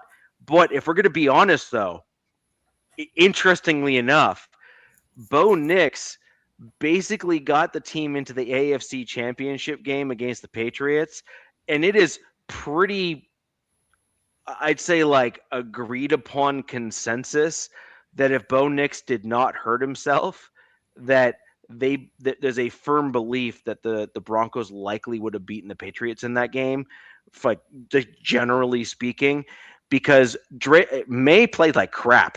Like Drake, he did not play well in that game at all. I felt like the Patriots defense played way better than as advertised in the playoffs. I was really impressed by how they showed up. But what Bo Nix has done in the playoffs, every game he's actually been in the playoffs, plus in the regular season, is he has played with that like clutch gene. Like basically, I hate to use this analogy because I absolutely hate him as a player, but I actually think that since he's retired, that it's dare I say I kind of like him on TV, is Tom Brady. Tom Brady, as much as you'd like to hate him, he had that clutch gene. When you knew when it got down to like the wire, there's very few quarterbacks that you would pick over Tom Brady on your team. Like, it is what it is. That dude knew how to win. He just knew those how quarterbacks, to win. Richie. It's those quarterbacks. Like in that fourth quarter, they don't. Yeah. They're not stressing. They're chill. They're relaxed.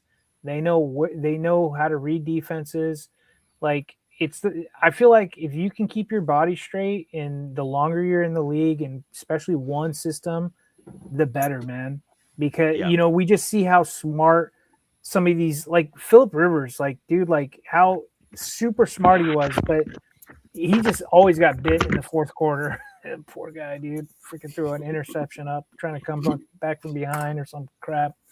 But it's just certain quarterbacks, man, are just, you see it in them. Like you're like, oh, this guy's got a killer mentality, especially late in games, which is easier said than done, man. It's not easy in this league. Right. Having that mentality. I think Mendoza brings that to the Raiders, which we've been lacking for a long, long time. But if I had to pick that list, I don't know if we're going, like you said, if we're going coming to this year or last year, but if we're going all time, it's definitely Mahomes. But like you said, I've talked about it on my channel. I feel like Mahomes is, you can't be Superman forever, right? And teams are going to start to catch on that as long as you can get pressure on the man and keep him contained, then his completion ratio has went down, his interceptions have went up.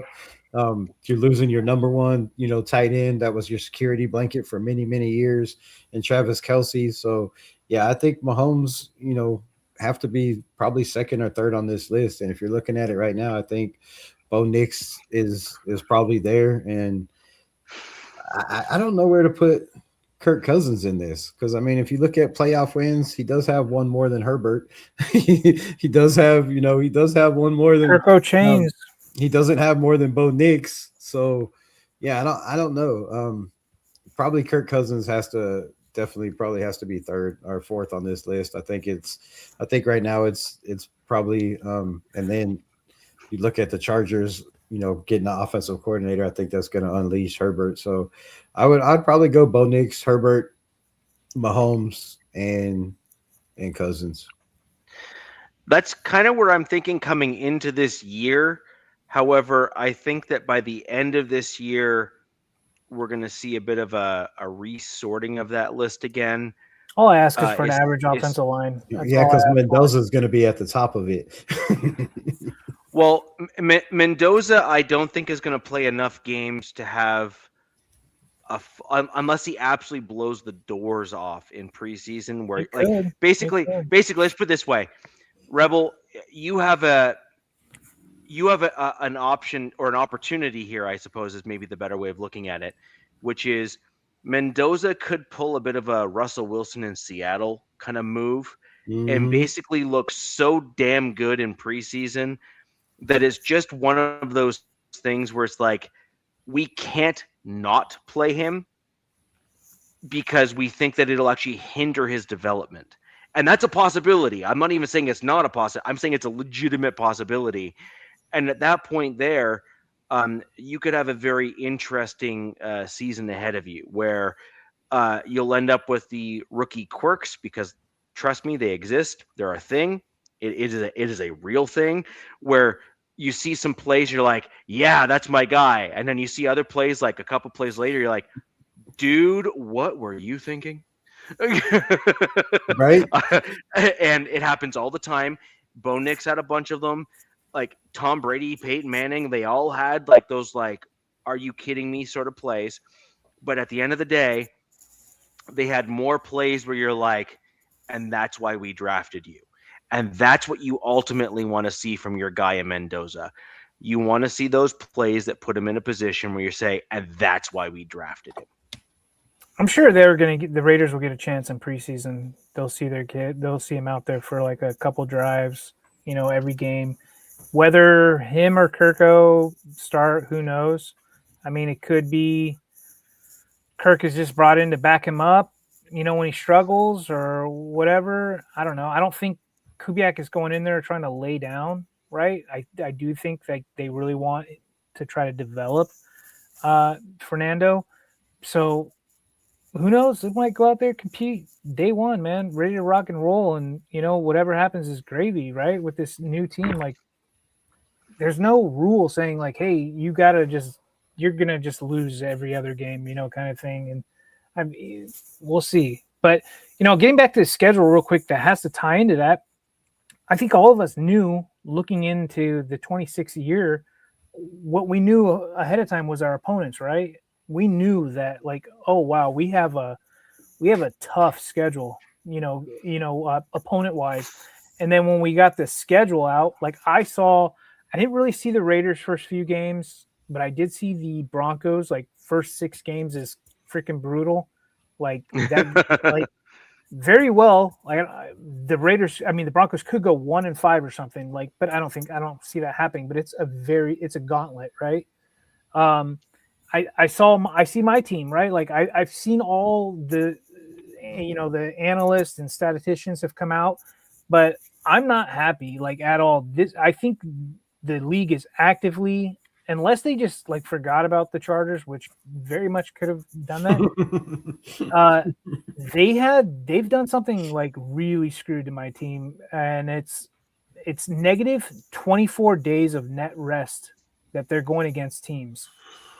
That means that they're playing teams with 24 more days of rest throughout this whole season. That's 17 games. That's the largest since 2000, I think. We're playing 4 teams off a bye. Only Philly is playing the same amount. Only one season. I've got notes right here. We've only had one season in the last 7 seasons where we've had an advantage in rest. So 6 out of those seasons, we've had a disadvantage in rest. And then we're playing 7 games this season. 7 games are coming at a rest disadvantage. This is the worst in franchise history. The Chargers have been in the franchise since 1960. So this is the worst rest that they'll be facing, like positive, negative. I know it's kind of like a word jumble, but since 1960. And I'm like, and then 3 primetime games, which usually they've been hovering around 4 to 5, especially in this Harbaugh regime. I'm not stoked at all, man. And we've all seen who's on our schedule, right? It's the NFC West, AFC North, right? We got AFC North, and then the AFC South is thrown in there. And the AFC South are no joke anymore. What they were a few years ago. They're legit now. So we don't have the AFC North. I'm playing the Ravens this year. We're playing the Ravens. Yeah, but we don't have the North. It's just whoever first place. Never mind. We didn't go through the whole, everybody's team. Yeah.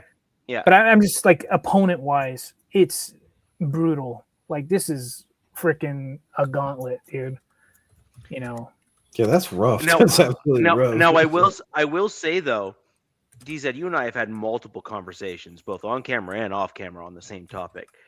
The AFC North, in my opinion, is the one division that is kind of like the kryptonite to the AFC West in some regards. And what I mean by this, mean by that is the AFC West starts off the year with like warm weather and that sort of thing, so you can kind of do things a certain way. The AFC North are basically my people. Like those are my folks. Like we cold weather folks. Oh yeah. Like we're talking I don't know if you've been on the show when I've given you the temperatures up here in like February, but you'll get cold just hearing them. It makes my bones hurt. It makes my 51-year-old bones hurt. Yeah. So I mean, it is not unheard of for me to be into like the minus 20 in Fahrenheit here, like no problem. No. Which like is most people just say no to that, and I'm like I actually last year I did not wear a winter coat. To put that in perspective. It's 50 degrees outside and I'm bundled up like in the bottom of a snowman. Yeah. So I have a winter vest kind of thing that I wear and a sweater, and that's it. That's pretty much that's it. So but that's what I'm talking about though, right? Is that everyone has a different. But if you had to work outside, it would be a different story, right? Though, like obviously, you'd have to be layered up like crazy. When I shovel the driveway, I wear the same thing. I wear a vest and a sweater. Well, you're sweating. I get what you're doing. Like you want to be comfortable and be able to move around. But if look, I will be honest. I have purposefully acclimated my body to wicked cold. I did it on purpose. I did it with purpose, and I did it on purpose because I knew that there's going to be a whack of times where I'm going to have to go outside and it's stupid cold and all that kind of stuff. And I knew where I lived and all that sort of stuff that I may not always have the right clothing for the weather.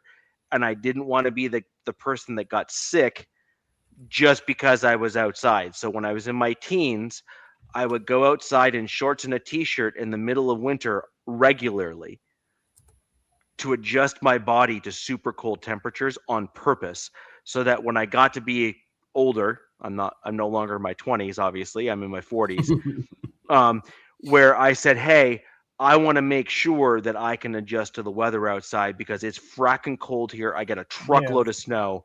I mean, DZ and Nabman have seen the front of my house here where I live in the winter. Ice storm, dude. And that ice storm was hilarious. Like the comments I got on that were great. But the point is that it is a different kind of weather up here. The AFC North deals with a lot of the same type of weather, as does Buffalo, by the way. Buffalo gets a truckload of snow too. And it's very, very important that you have a certain style of player when you're dealing in cold weather. What do they call it? They call it the black and blue division or whatever. Was that what? Right. Because you got to look at how that is the division that has those massive bodied interior nose tackle, prototypical nose tackle types. Those are the dudes that are 6'4" and 350, and you're just oh, you've had a few cheeseburgers in your day, have you? And it's gonna be weird. I'm really intrigued to see how that division shakes out, man. I'm not as high on them this year as I haven't been in the past with them. I'm not saying that they're not going to be good. I still think they're super high end teams, right? But I'm not as high on them. I think like I mentioned the AFC South. I think the AFC South, Houston, Jacksonville, Indianapolis, big Indianapolis getting Daniel Jones back. Tennessee Titans, we'll see what they do. Didn't they finish pretty strong, if I'm not mistaken, last year? Titans finished strong, started weak though. Right with the rookie. But that's a division I'm high on. I mean, Houston, God, I get PTSD thinking about their defense. We'll see with them. I'm not that high on Pittsburgh, dude. And then I kind of been intrigued by Cleveland a little bit. And then we'll see with all the resources that Cincinnati pumped into their defense and I think it was defense and offensive line that they're trying to help out. And we'll see Burrow. I mean, Burrow has been banged up, injured last 3 seasons or whatever it is. Can't stay healthy. Yeah, he fought for his wide receivers and then forgot that he needed an offensive line to actually keep him upright and not hurt. You know what I mean? He's give me all the guys that I like, wide receiver. Good point, Matt. 3 new coaches in that division as well. Great point. Jesse Minter, a great point. Our defensive by the way, I saw Ed Winchell in here, longtime fan of the show, been following us for years. Ed, dude, big fan of you and the comments you make here. You bring a wisdom to the chat, even if you are a Raiders fan. And look, Raiders fans have been trying to convert me to be a Raiders fan for I've lost count the number of years now, but always get along with Ed and Matt as well. He's been kind of lingering throughout a lot of the shows that I've been in here. I've been on Captain Jack's channel a whole bunch too, so I appreciate you guys joining us here this evening. Real quick on the schedule. DZ, you mentioned the gauntlet that starts the Broncos schedule. I just want to quickly. Is it first 6 or 7 games? Well, I mean 7 really, but we'll 6. We'll go over them. We have Chiefs, Jaguars, Rams, 49ers, Chargers, Seahawks. Those are the first 6 games. Let's go. That warms right around the start. His black heart just got warm and toasty. Yeah. Seeing that. Let's go. Yeah. So, I mean, needless to say, all 6 of those teams were pretty damn good last year, with the exception of the Chiefs, which is kind of weird to say, right? Because we're so used to the Chiefs in the last little bit, recency bias and whatnot. They've been like perennial playoff team, right? Like Super Bowl or you know, whatever. But the Chiefs were not all that good last year. They did not play very well. Now, in fairness, Mahomes got hurt. And when you lose your starting quarterback, it takes a special kind of team to really bounce back and be okay with that.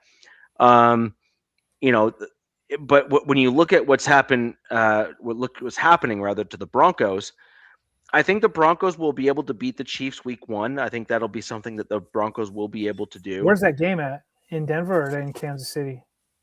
It is. I want to say it's in Denver, but I might be wrong. Broncos get a real schedule this year. In Denver. That's at Kansas City, right? Kansas City versus Denver. It's at KC. Yeah. So yeah, that's yeah. You're gonna be on your A game right out the gates. No, but this is the kicker. The Broncos have typically beaten the Chiefs more often than not at Arrowhead. Like that's been the MO between the two teams. Like when the Broncos have beaten the Chiefs, it's been at Arrowhead more often than not.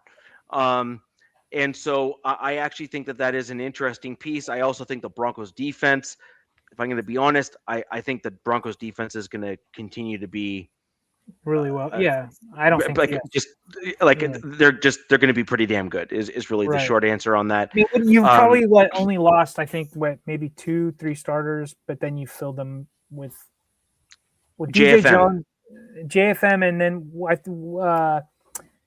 the safety linebacker, the guy that he really wasn't a factor because he was always injured. Didn't you guys? Isn't he gone as well? PJ Locke, we let walk. The guy from the Niners. 49ers. What? Yeah, I know. No, he was an inside linebacker, but he never played. That was Dre Greenlaw.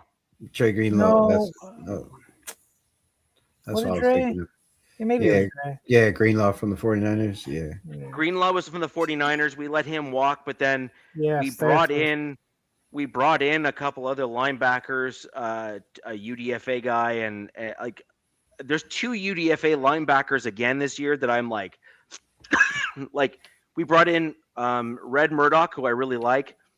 We brought in Torian York, who I'm not as high on as the rest of Broncos country, but I know a lot of other folks really like him as a player. I like Torian York. I had him as a guy that I would have drafted for the Raiders. But the guy that I really like is Dasan McCullough, who is a connection to Sean Payton, who's an outside backer, but I really like him as a coverage inside linebacker who's like 6'4" and like 240 pounds. I see him as that like dark horse like guy that can kind of do that like sideline to sideline thing due to his athleticism. We also have a guy in Jonah Ellis, who I think is going to kind of play that role a little bit for us as well.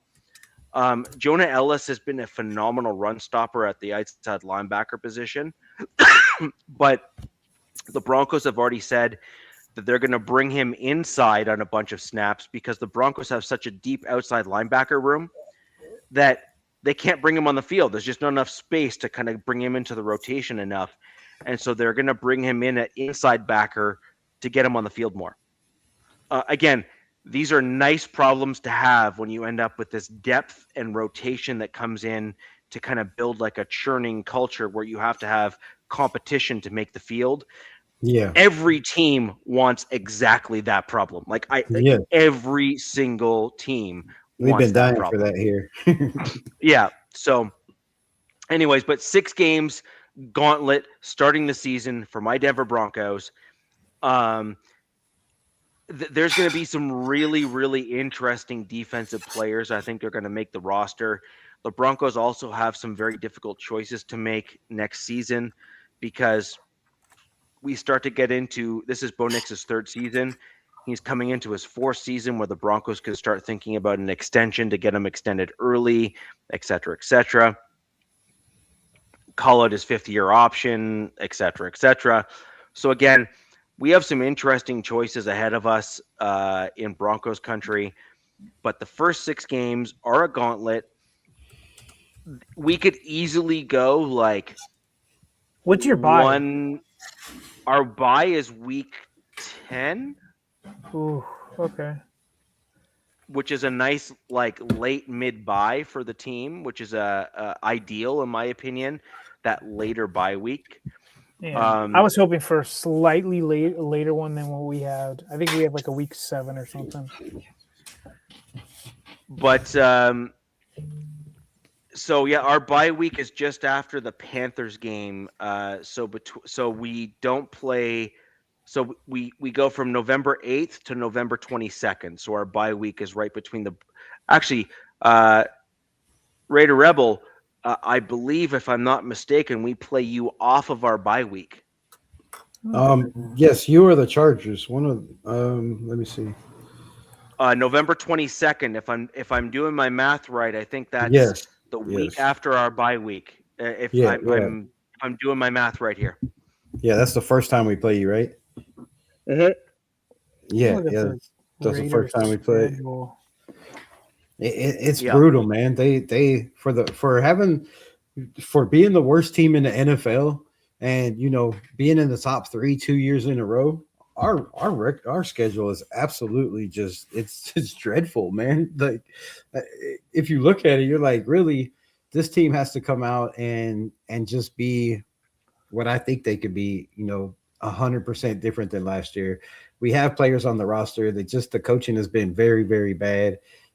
You haven't put players in the right position. You're moving guys around, putting them out of position. I think this year with everybody in the right position, Max Crosby finally has guys like Nakobe Dean and Quay Walker behind him. You bring back Eric Stokes. This defense is going to shock a lot of people. Robbie Leonard is going to blitz a lot. They say our base defense is going to be a 3-4, which tells me we're going to be in a whole bunch of different, different formations and changing everything up. They're probably going to be, in a 4-2-5 and, everything you could think of, right? 5-1-5, right? It's going to be crazy. So I think they're going to run a lot of press man. I think we have, the roster to do that with Stokes, and you get Gerard McCoy in the 4th round. All signs are pointing it's a go. He's out there. He's running drills. He's looking like he's going to play this season. So I think if that guy works out, could be the steal of the freaking draft. That changes everything for this defense. And then you got Darian Porter going into his 2nd year. So I feel like this defense is going to surprise some people. Rob Leonard is the guy that was with Mike McDaniel, right? Or Mike McDonald, right? He's also a guy that was with around the Vikings guy. I can't think of his name right now, but he's been around. He's been around top defensive guys everywhere he's went. Patrick Graham, I believe even. Oh, do you mean Zimmer? No, the Vikings defensive coordinator. What's I can't think of his name. But yeah, so he, the guys that he's worked with and been around are top defensive coaches. So he's going to have, he was at the Ravens with Mike, with Flores, Brian Flores. Yeah, Brian Flores. So he's seen a Brian Flores system. He's seen a Patrick Graham system. He's seen a Mike McDonald system. Those are all systems where safeties play a big role. Your defensive backs play a big role. Your linebackers play a huge role. So. This defense is going to be a lot like different. The Ravens and what the Chargers adopted. It's what the Seahawks. It's Kyle Hamilton, Derwin James kind of style. Mm-hmm. And that's what we got. We went and got, a guy like Stukes and Dalton, and we're going to be running very similar schemes. Your Chargers are going to run a wide zone scheme. Raiders running wide zone schemes. They can look completely different personnel. Yes. And then you're going to 3-4. We're in a 3-4 base as well. Call it that, but that's just your base. That's your base. You'll be in 30% of the time, if that. So that was the big thing in Raider Nation is, we need a defensive tackle. We're going to a 3-4. But do you really draft a defensive tackle in the second round if you're going to play, if you're going to be in a base defense, less than 30% of the time? I just don't see that big of a need. So I like where they drafted Cleveland in the 7th round. We brought in a whole bunch of UDFAs that I really feel like a lot of them, some make the squad. I have 3 that could possibly, make the 53, and then 4 or 5 that could probably make this practice squad. So they brought in, some decent talent that wise. They brought in Chase Roberts, wide receiver from BYU, solid physical guy, runs good routes, great hands. They brought in Tanner Wall, which is, a pretty solid safety, great ball skills. Seems like he's just always around the ball. It just always seems to fall in his lap. So, they got some guys that are going to push some of the guys that we have. And every time, who are you most excited for? Your free agent additions or your rookie class? That's tough because the Raiders have needed linebackers for a long time, and you bring in 2 guys that with recognizable names. Yeah, with recognizable names that we haven't had that for a long time, except for Robert Spillane, which I think he became recognizable, as a Raiders linebacker. But you bring in Nakobe Dean that has a problem staying healthy. Quay Walker, same thing. You got availability is the best ability. So if these guys can stay healthy, which we had that problem with Eric Stokes. He was in Green Bay, couldn't play a full season. He came to the Raiders. He played a full year. So we have a great training staff, a great facility, right? Great everything. So I think health-wise, we've been way healthier than we have in the past. So, you get a guy like McCoy, and then, so it's hard to say. We brought in a lot of free agents that are going to help. You brought in Jalen Naylor, that I think is – a guy that's my sleeper, man. Like for you guys, yeah. I love that addition for the Raiders. I agree. Like he's not because he was just on the pecking order. Like he's like my Kolar, like tight end reference, but that was like him in the wide receiver room for Minnesota, and he's going to go to a better situation.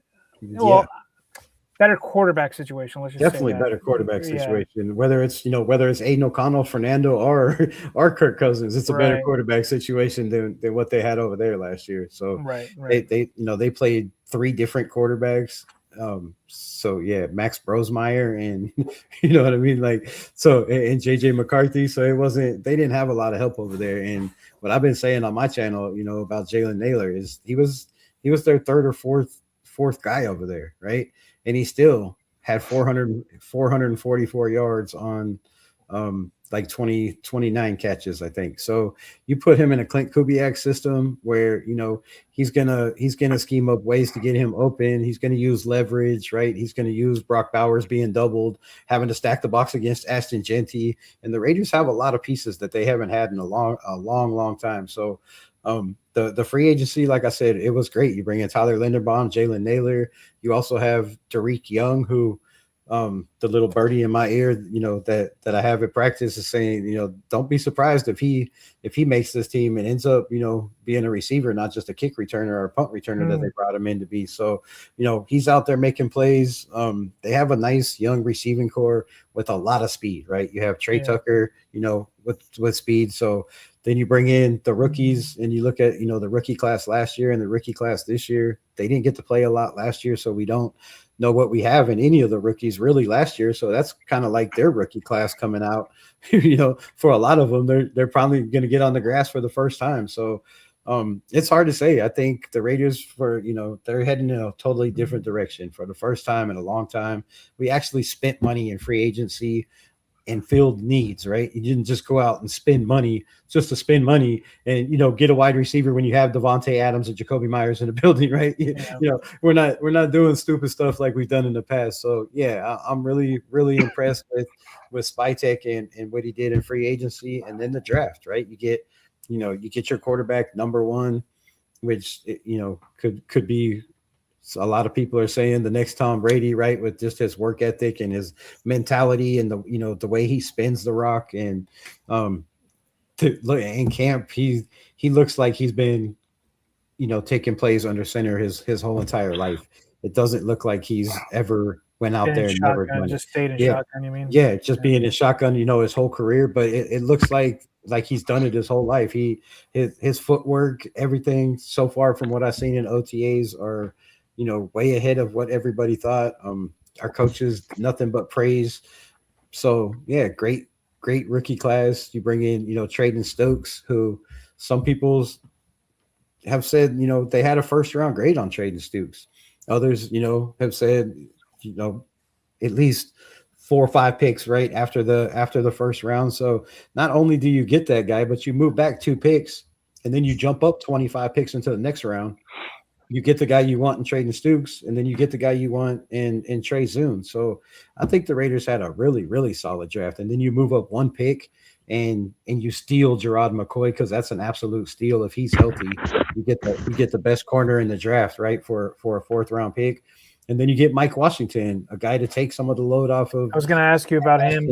I think your running back room is still, working that to fill that out, because I think there's also rumors that Najee Harris is a potential signing to fill out your guys' running back room, who I don't want that to happen, even though he's coming off that injury, because that guy that's his only injury he's ever been injured with, and like the guys. You mean Cyclops? Yeah, the firework injury.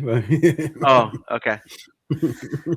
Now, so I don't think they bring in a veteran, because I'm just looking at this roster. Mike Washington, I'm an Arkansas Razorbacks fan, obviously, but bringing in a guy like Mike Washington, then you have Roman Hemby, and you still have Dylan Labe in the building, who just never really got. I was really high on Labe, but he's a guy that can catch out of the backfield. He has great hands. He's quick, he's physical, he can help on special teams. So it just doesn't make sense to bring in a veteran when you have, a veteran coach, a veteran offensive line coach, right? Veteran running back coach. So it just doesn't make sense. But you need, who's your best pass blocking running back? It's probably Ashton Genty, and that's not a good thing. I'll be honest. He looked pretty solid last year. I mean, he did a damn good job when he was asked to. So, going into a second year, I feel like if you guys have the opportunity to bring in, you can keep one of those guys on your practice roster. And you most likely they're not going to get poached. I think if you bring in, you can bring in a vet that can pass block and understand stuff like that, would be massive, especially. So I have a wild idea. Well, they brought in Connor Hayward also, tight end slash fullback. So I think that's actually, you kind of hinted at where I was going to go, Rebel. I actually think that the Raiders move here isn't going to go for a veteran in the running back room per se.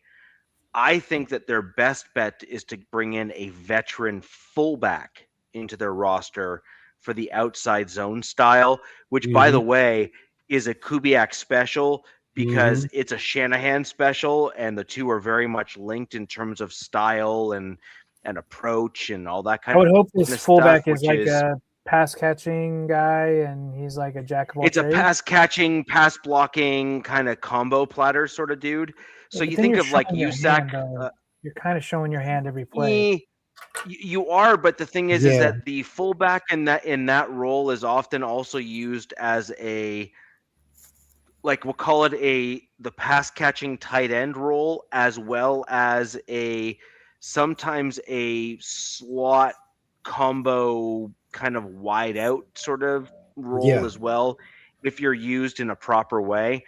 And frankly, it pains me to say it, but Kubiak will use the guy properly because his dad also used the guy properly. I'll tell you, you should know all about this scheme, being a Broncos fan with Gary Kubiak.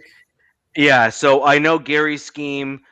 Now, Rebel, just as an aside, the one thing that Gary had an issue with, Clint, I think, has modernized it a little bit, so I think you're somewhat protected. But this is his first time as a head coach, so this is a little bit of an ebb and flow for him. You know what I mean? But in the Kubiak version or flavor, as it were, of what is effectively the Shanahan offense, which is like, just be real. That's exactly what you're dealing with here, which is basically look at the 49ers right now with Shanahan, as in like Junior over there with the 49ers. And then modernize the offense a little bit to kind of make it more of a Clint Kubiak style. The one problem that you're going to end up with is your offensive line needs to be pretty much perfect. And the reason why that's an issue is if you have a weak link on the offensive line, because there's movement on the offensive line in order to make it work, if their technique is not absolutely on point every single play 100% of the time, that ends up becoming a laneway right through your offensive line to your quarterback. Facts. and you can get destroyed. We've And I seen mean that like last year. done all year and last year. yeah. And so I mean, you saw that already last year with your team, because obviously the Carrolls attempted to run the same thing and they just didn't know what they were doing. Like it's clear they had no clue what they were doing whatsoever. Right. But I did see it even in our Super Bowl 50 season with Gary Kubiak. There, basically, if you have an offensive lineman who's lighter, like as in physically lighter, not as power style heavy, they can get pushed off the ball and end up with an aggressive team basically pushing them out of the way. So as an example, I'm thinking of the AFC North. So think of the Steelers, the Ravens, the Cleveland Browns, the Detroit Lions. Like, I'm just giving you like a list of kind of teams that kind of play that brand of football. Those types of guys and those types of teams will get that push right up the middle of your offensive line as you're trying to move, and they'll kill you if you don't have strong enough dudes to hold their own. Like, they will make you look like ragdolls, and it will not be fun to watch. You're going to get real pissed real quick. I watched it with Gary Kubiak, so I'm literally just foreshadowing. Right. I was angry back in 2015. You have the potential to be angry in 2026 when you see that kind of stuff. We've been angry for a long time as Raider fans. Yeah. but the thing is, you see success and then you see like the chinks in the armor. Yeah. And it just kind of worries you, because you would hope that as a football coach that is at that tier in terms of caliber, that they would recognize it. Yes. And yes, that's what frustrated me as a fanalist watching it. Yeah, I think Rick Dennison, hopefully he'll have that situation wrapped up. I think his run games everywhere he went has been solid. Pretty much they've been in the top 10 everywhere he's been as offensive line coach, even back to Minnesota. And I think Rick Dennison brings something different. I read an article on my channel yesterday where he brings like the show 100,000 Pyramid, or you remember that show back in the day, the trivia show or whatever, the game show. So he brings in tries to do trivia to keep these guys focused on their game plan and in the game rooms. So just a different kind of learning and teaching, right? You ask guys questions, and he's one of those guys that's so prepared that I was reading an article that said in 2019 all the offensive linemen said that after practice that he's so focused into watching everybody and what they do and to help trying to make people better, that by the time they would end practice, they'd have an hour to go wash up or do whatever they had to do, but within that hour they'd come back and Rick Dennison would have a written report of every single offensive lineman, what they did wrong, and how to fix it. So that I think is going to be huge for this offensive line, because we have a lot of young players, right? If you look at it, it's basically Colton Miller, 25-year-old Tyler Lindenbaum, and then Buford and Meredith. So those are pretty much the vets in the building. So I feel like this offensive line is definitely going to surprise some people. I think we have the pieces, we just haven't had the coaching. And when once you marry those two, I feel like it's going to be a different team. I think we're going to get a way different team than what we got in the past. I agree with that too. I think that you're still going to wait and see who fits and who doesn't. Some guys you think are going to fit will not. Some guys that you were surprised fit will, and you're going to go through that ebb and flow process. And you hope this is the big kicker as well. You hope that your first time but you hope that your first time head coach makes decisive decisions when it comes to player and personnel. So you had the exact opposite last year, right? Where you had dudes that were on the field for way too long, even when you were out of the playoffs. Like at that point there, you want to see all your young rookies. You want to see what talent you have on the roster. You want to see how they fit, what they can do. Why weren't you playing them before? All that kind of stuff, right? And so you hope that you have a head coach that is a little bit more decisive in his decision making and assessment, and makes the right judgment calls to ensure that the right guys are on the field at the right times.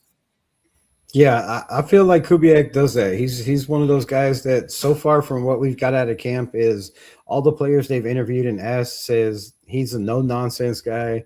He's very direct. The practices are very direct. They're short, right? Kubiak has went so far to say they asked him about, they did the little skit, whatever, for the schedule release, right?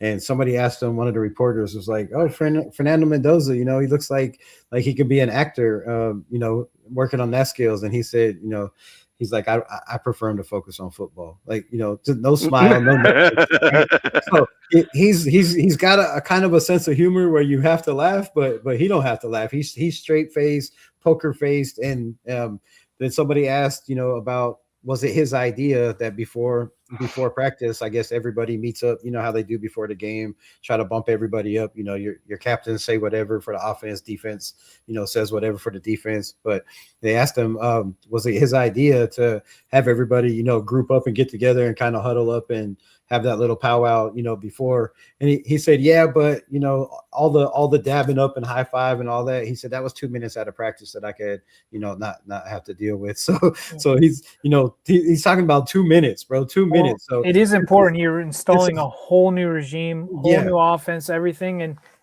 I think per NFLPA, you only get a certain amount of time on the field with these players. So he's like, no BS, guys. Like, no handshakes, no high fiving, no acting. You can do that in the locker room. Come out, it's work time. He's definitely all business, and and has a vision. And I think the problem with the Raiders is we've had a general manager that had his vision, right? We had minority owners and owners that had their vision. We had other people that were running things in the building that shouldn't have been running things, that had their vision, and then a head coach that had his vision but didn't have the authority to see his vision through. You know what I mean? And now I think everybody sees the vision. They all are on the same page. They all focused, and they all have the same vision in mind. And it's just a matter of time before that everything comes together, I think. Yeah. So I got a question for you guys. We have a division in the AFC East that is going to be rolling through town for all of us. The Patriots obviously made it to the Super Bowl. Did not do well, but made it to the Super Bowl nonetheless. I'm glad we got the Dolphins.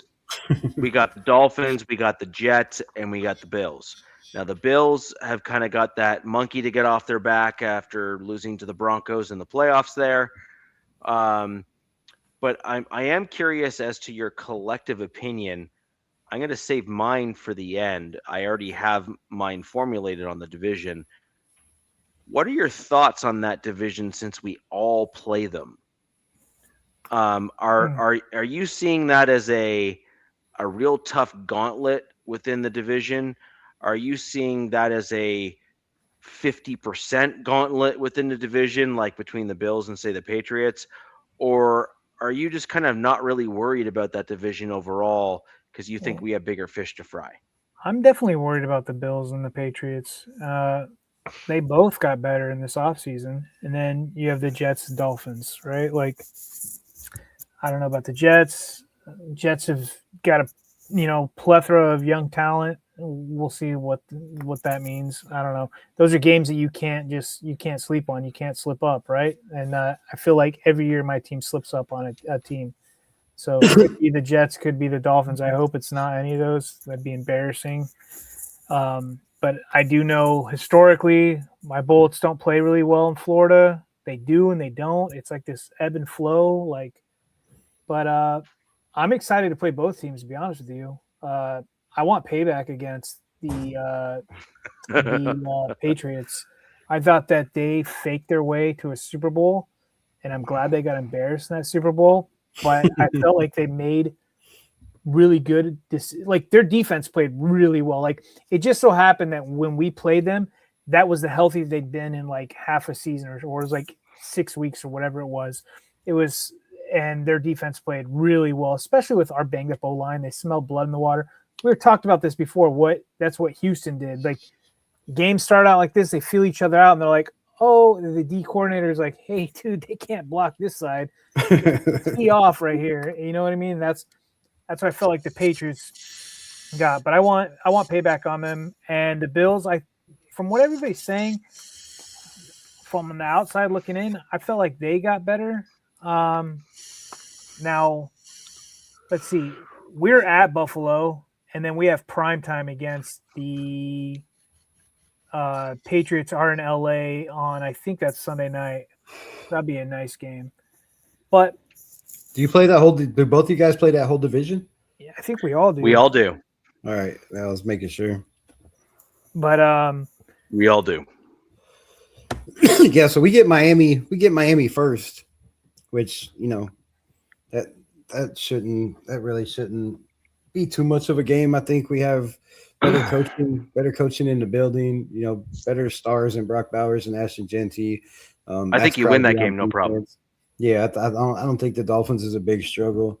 And then we play, week 5 we got the Patriots and then the Bills back to back. So that's going to be rough for us. But I do believe the Bills and the Patriots, I want to say, play before we play them.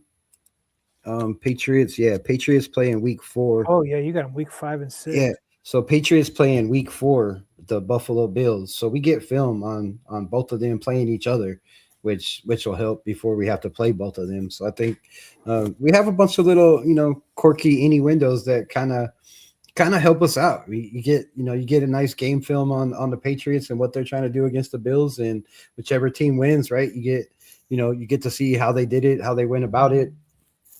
So I think that helps us. But yeah, the Broncos are the Patriots and then the Bills is going to be rough. And then we got the Rams after that, and then the Jets. So we play them all by November. We have that whole division wrapped up and done.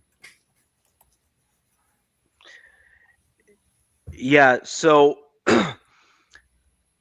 I think the Jets are going to be a slightly tougher team than we think they're going to be.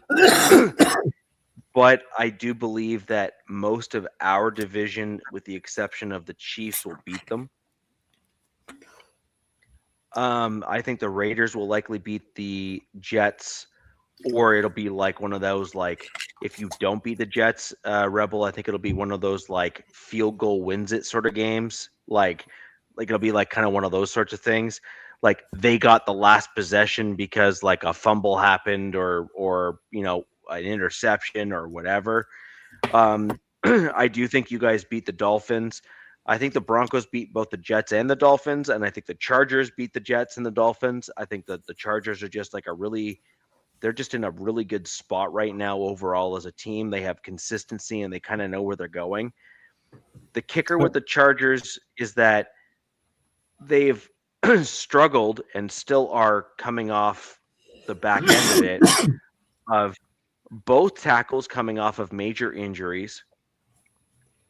Yep. They've brought in O-line help in the offseason, which is great. They've recognized the problem, which is good on them for saying, yes, that was the problem, and hold my beer, I got a solution to it. So good on you.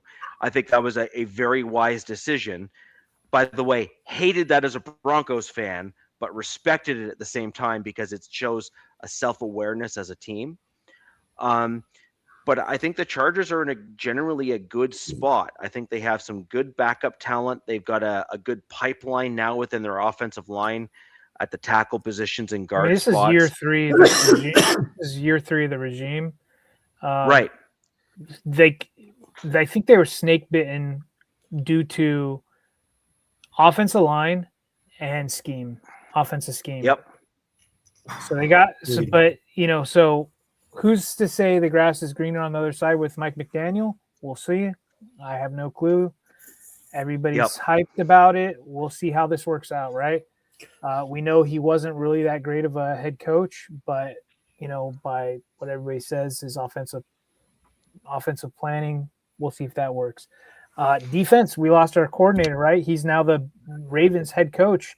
They are like betting favorites to win the Super Bowl. You know what I mean? Like they're in the top 5 with the Bills, right? With some of these teams. And then we have Chris O'Leary, and it came out today in a presser like, yeah, it's going to be the same players. And I got 2 different things. I got a linebacker telling me one thing, and Derwin James, our safety, saying something different. And they're not trying to give too much information. This is going to be a whole different defense, and then it's not. So I'm like, which one is it, guys? And I have no clue.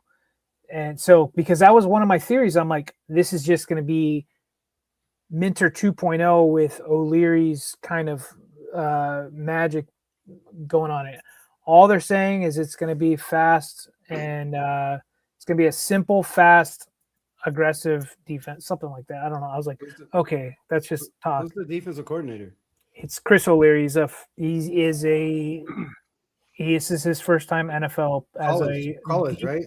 He was our safeties coach. Then he went to college, and he came back. They were grooming him to take over for Minter. Zed, I'm going to give you one comment here. I know I've said it before on the show. We had a similar challenge when Fangio left with the Broncos. Yeah. So one of the only good things about my Broncos during that little block of time was our defense was actually quite good. Like Fangio Fangio is legit. Like he basically took trash and turned it into treasure. He was a legitimately gifted defensive coordinator, even though he's a head coach. But the defensive side of the ball was excellent. Now, when Fangio left, the Broncos attempted a similar thing to what you're going through right now, where they try to say, "Look, defense was really good. Don't worry, guys. We're going to go ahead and kind of keep the same defense, and blah blah blah blah blah blah blah."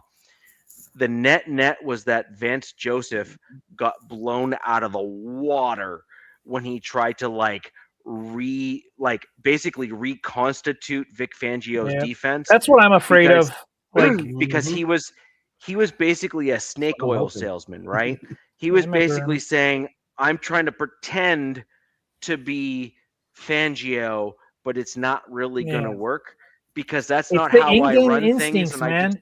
Yeah, exactly. The in-game instincts, like the flow of the game is a real thing, and Minter was really good about that. He knew how to adjust on the fly. It was freaking fantastic to watch. Why the Ravens are so high on this guy being a head coach. Now, if Chris O'Leary gets way too cute, it could be a huge failure. Now, they did inject some great talent on that defense. I'm really high on our D-line. I think our D-line can be probably one of the best in the division. I haven't said that until right now. And I know that's pretty hard to say with Benito and your guy. You're probably like, you're high. And I will say we shall see in this season. I'm extremely excited about these guys. Now, and it's because of some young youth that are older young youth coming right in on that D-line and what they've added in the interior. Yeah. I think this D-line could be the best D-line in the division, if not tops in the AFC. Okay. Now the defense. Now Richie. Now if the defense. Now say Chris O'Leary comes in and struggles, right? Rightfully so, right? Being a first-time guy, definitely. If they take a few pegs down, I'm fine with it. They were a top 10 defense, top 5 defense at times last season. Now the offense. That's what was killing us last year.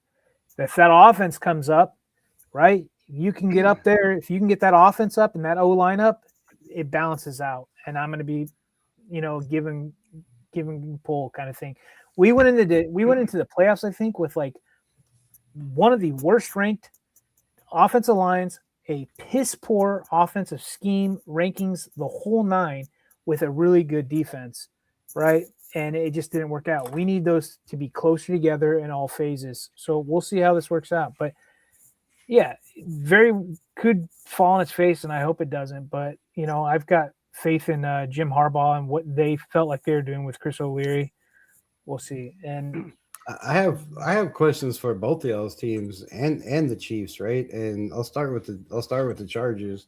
You bring in an offensive coordinator and Mike McDaniel, who is his character and personality with Harbaugh. Yeah, they can't stop talking about it. It's just, come on, you got two. No, they love each other.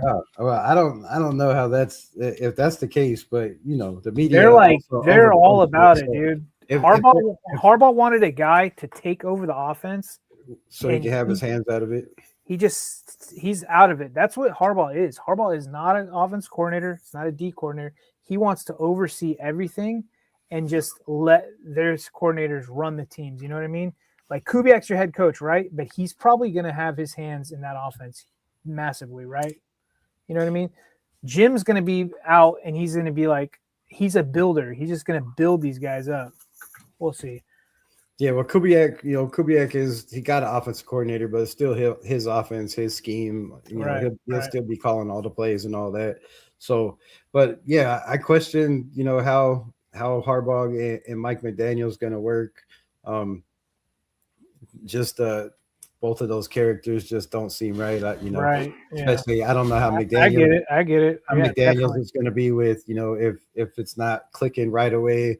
Harbaugh, and his roughness. It seems like Mike McDaniel's, more fragile if he's not used to being yelled at. He's a head coach, right? So I don't know how that scenario is going to work. And then, I think you kind of downgraded, right? You lose Jesse Minter on defense. So yeah. I feel like you downgrade coordinator on defense. Yeah, downgrade coordinator and you upgrade on offense. And, to get that to balance out, is their defense going to be the same? And then, you bring back Khalil Mack, who's, getting up there, right? What's his season going to be? Because it's obviously declining. So for y'all to have one of the best defensive lines, I think there's a lot of players that have to take, some big steps. And then on the defense, right? Y'all had solid games, but there was just a lot of games where, they were giving up more points than expected. And then you bring in a new defensive coordinator. He had one of the lowest scoring defenses with new pieces. Yeah. Last year, though. No, I'm saying that was last year. I hate judging teams by year to year. That's all we have to go off of, right?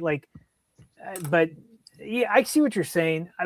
That's my only concern with this defense is, okay, so Mac, yeah, he's a year older, and they know that, but they're going to keep these guys on there. They're like Derwin James, like people. You could say he got overpaid. You know what I mean? They signed him to another 3-year, $75 million deal. It's a lot of deal, but that guy is a great. How old is he? He's 30. 30, yeah, that's insane. Yeah, well, he's a great locker room guy. He plays the game how it should be played, right? Yeah, he doesn't have any BS off the field, right? He doesn't come in with that, and he has adjusted his game to keep him healthy these last few seasons. So he doesn't play. He's not he's a more of a box safety guy now. He's probably going to go down as one of the best edge rushing safeties in our generation. Yeah. I think the guy has 19 sacks as a safety. There's the only one safety that's better than him. That's Kyle Hamilton right now. So sure, if you overpay him, he has to live in California. California taxes are bonkers, but whatever. Like you're gonna hook your guys up. Now Mac, he has Wolverine blood. The dude's a study, but his sack game is not what it should be at, and that's rightfully so due to his age. But what he's great at, he keeps that run down on that side of the ball wherever he's at. They're not running on that side of the ball.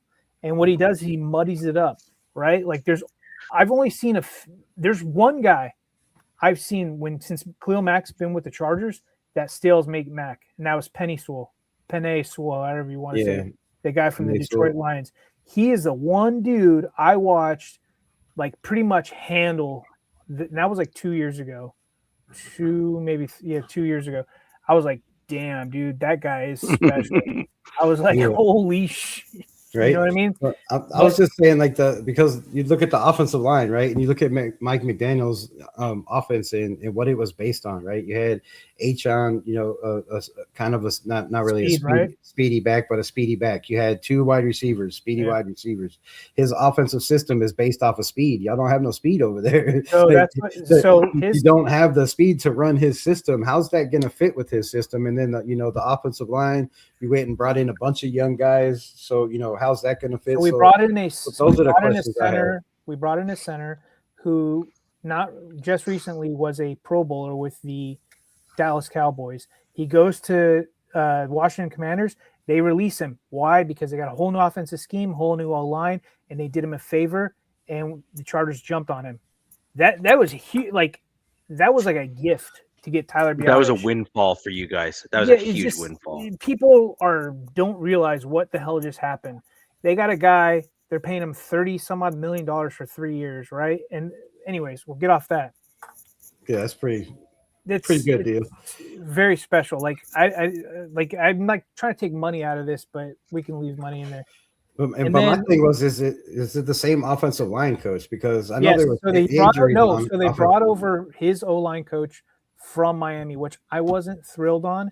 But the guy that the Chargers had the last 2 years, Mike Devlin, was the worst offensive line coach in all of the league. He wasn't no Brendan Carroll, but he was absolute dog shit. This guy has a resume, and I have zero clue why he's even in the league. And I hope legitimately he does not have a job anymore.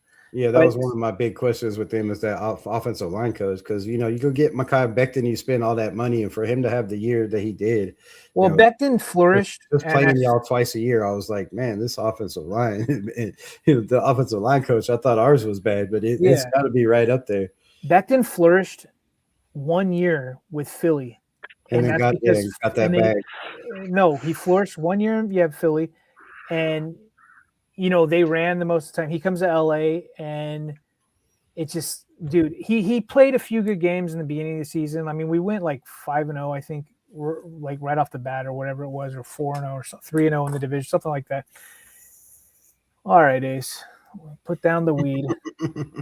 16-1. But so with Mike McDaniel, so you go to a wide zone scheme, right? You had to put that up there, didn't you, Richie? which you guys are going to go into. And what I'm hearing from the Dolphins fans is that they never invested in the offensive line, like with players. They went full speed, right? They went with weapons. All the Dolphin fans are like, we never invested in O-line. Now that he goes to LA, now they're giving him offensive linemen. They're like, damn it. So it's a tackle-heavy scheme. So you think that guards are going to be pulling, right, with this wide zone? In Mike McDaniel's system, it's the tackles that pull. The tackles are moving. Those are your chess piece on this offensive line, supposedly. But this is where this Harbaugh and McDaniel scheme marries. They are both going to a run-heavy style offense. Mm-hmm. This is where they're like going to get connected. People are like, and then you're saying speed. They bring in Keaton Mitchell. Keaton Mitchell, albeit he's dealt with his health issues, one of the fastest running backs. If they're trying to bet maybe he can get him healthy.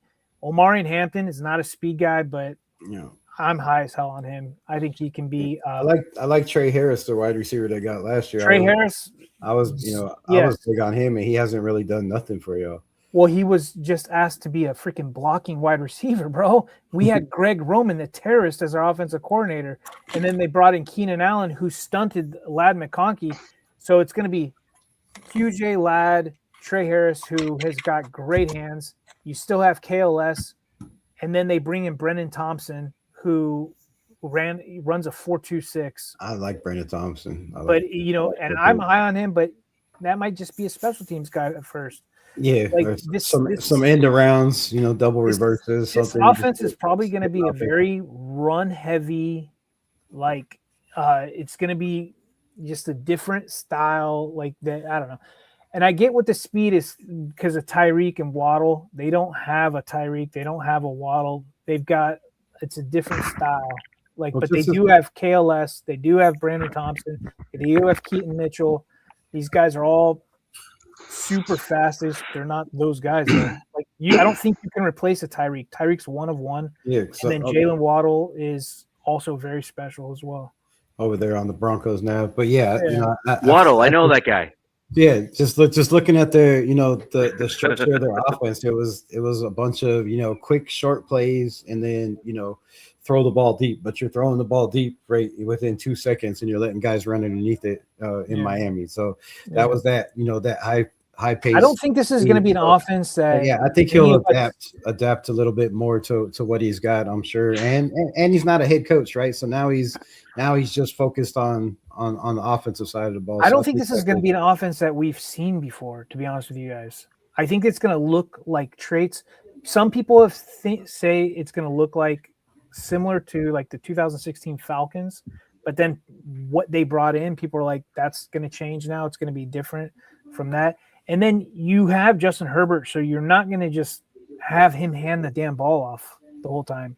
You know what I mean? He's not Tua. Tua had zero arm strength, right? Like this kid. So it's going to be, like I said, I don't know what this offense is going to be like, right? Yeah, like, but there's some question marks, definitely, like huge. Definitely all some I ask question for marks. Is the average O-line rate or Rebel. I just want an O-line that can block, dude. That's all I want. Great. All I care about. And then the Broncos. Let's get to the Broncos. So, the Broncos, I think they're pretty solid. They lost, some key piece on that defensive line. I think that's gonna, but you can replace that.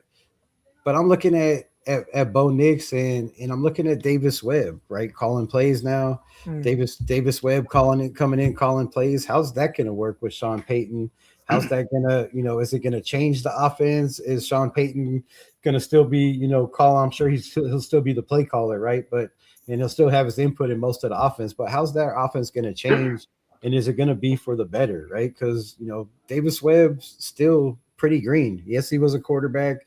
Yes, he had a couple of head coaching jobs, one for us, interviews. But other than that, we don't know what that offense is going to look like, what he's going to bring, how much conflict there's going to be of Davis Webb trying to, get his offense out there so he can be seen and, and possibly move on to bigger and better things. So that's a question over there. And then other than that, I think that's about the only problem is can Bo Nix, be healthy coming off that injury. And I think other than that, their offensive line is, pretty solid. The defense is pretty solid. And you're bringing probably the best back, wide receiver room in our division. Yeah, I think, the wide receiver room's nasty. But my biggest concern is how they won last year, right? You look at most of their games for the Broncos. It was fourth quarter, right? Teams getting worn out. Come back. Bo Nix. That's not sustainable in the NFL. You're not going to have that. You're not going to have that every week. So you have to figure out your offense. You can't come into Vegas and put 10 points on the board and win this year. It's not going to happen, right? So we won. Y'all won that game 10-7 against a bad team, one of the worst teams in the division. And then the Titans game, I think you guys played. So there was a lot of games for the Broncos where they somehow pulled it out in the fourth quarter, right? Their defense stepped up, they got to stop, and Bo Nix came through. But I don't know how sustainable that's going to be this year. And some people say, their schedule wasn't the hardest. I see it feels like it's a much, much harder schedule to start. Definitely to start the season, the first 8 games for the Broncos, right? That's a little bit of a gauntlet there with Bo Nix. Is he going to be completely healthy coming off the injury? Is he going to be ready to go? And then I had a question for you. I seen a picture on Instagram of Bo Nix's leg where it was like it looked like it was bent like this. So I don't know if it was a true story or not. But does he have like a former injury or something to his leg? Because his shin looked like that wasn't Alex Smith's leg that they were trying to say was Bo Nix. Trying to say it was Bo Nix because I seen that. Yeah. And I was like, how is that kid mobile and how sustainable is that going to be? For over your NFL career. But yeah, that's the only questions I have with them. You bring in a Waddle, you give them that speed on the outside and the target. I think that's going to be a big difference. But that's the only thing I see is how's Sean Payton going to work with somebody else scheming up the offense.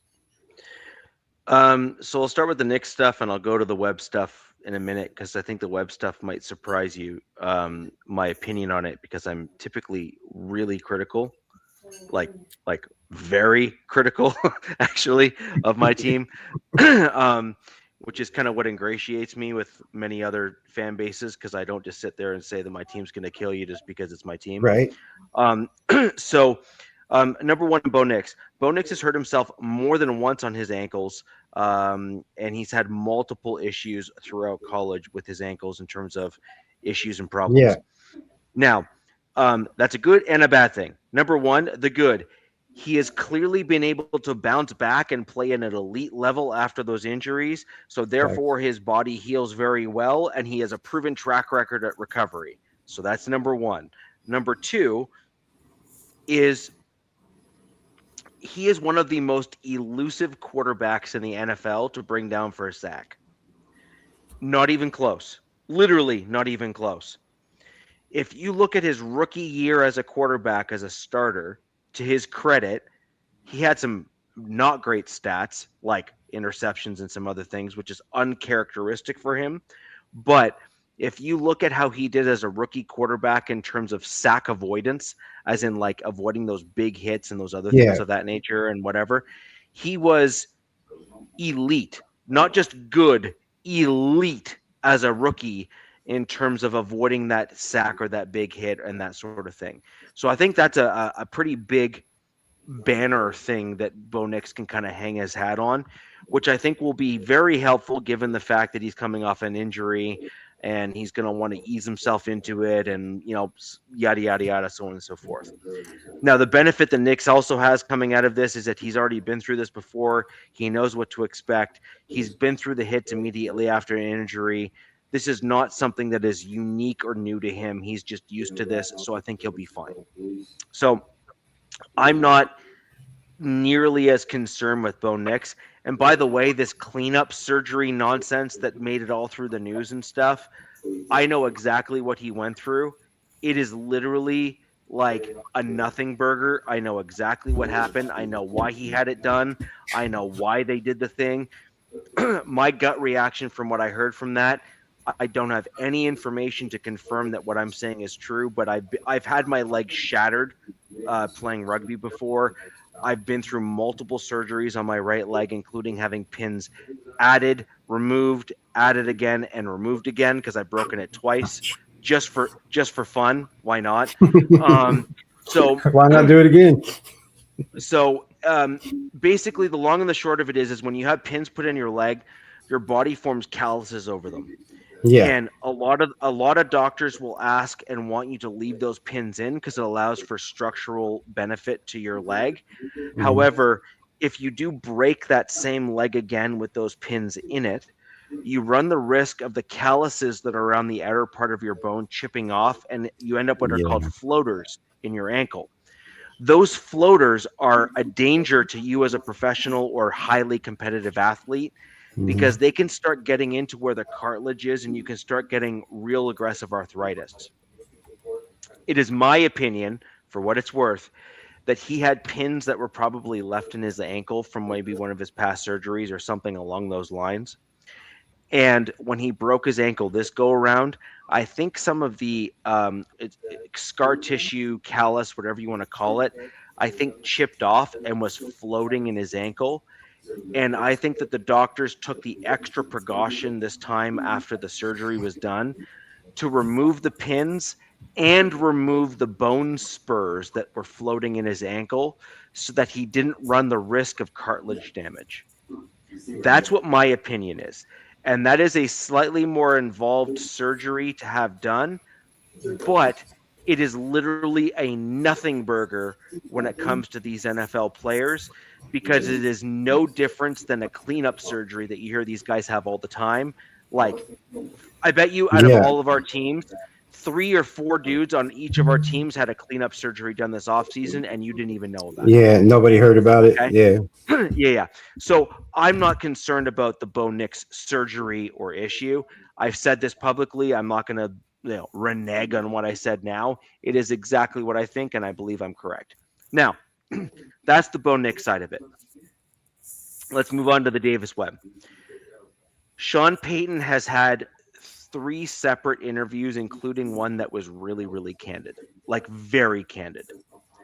Sean Payton said that this was about a year earlier than he wanted to give up play calling duties, and he did so because they believe Davis Webb is a special guy. Davis Webb also agrees that he wants to stick with Sean Payton because he thinks Sean Payton is a special guy. This is a marriage made in heaven, as it were. You have a guy who's on the upwards trajectory who wants to stay with the head coach that's there and turned down and removed himself from head coaching opportunities throughout the league as the interview process went on, because he believed that he had more to learn under Sean Payton than he did trying to take a flyer job at some other organization, because that is more detrimental to him than it is staying with the Broncos. So that's number one. That tells me a lot, actually, about Davis Webb.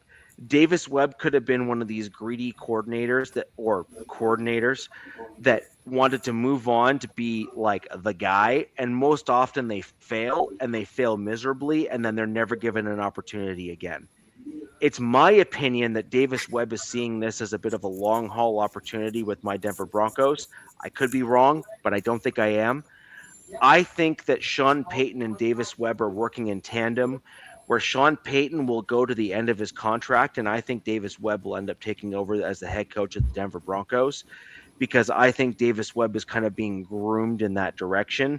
And I think Sean Payton and the Walton Penner ownership, they have a business mentality. And again, this is just kind of the way the cookie crumbles within business.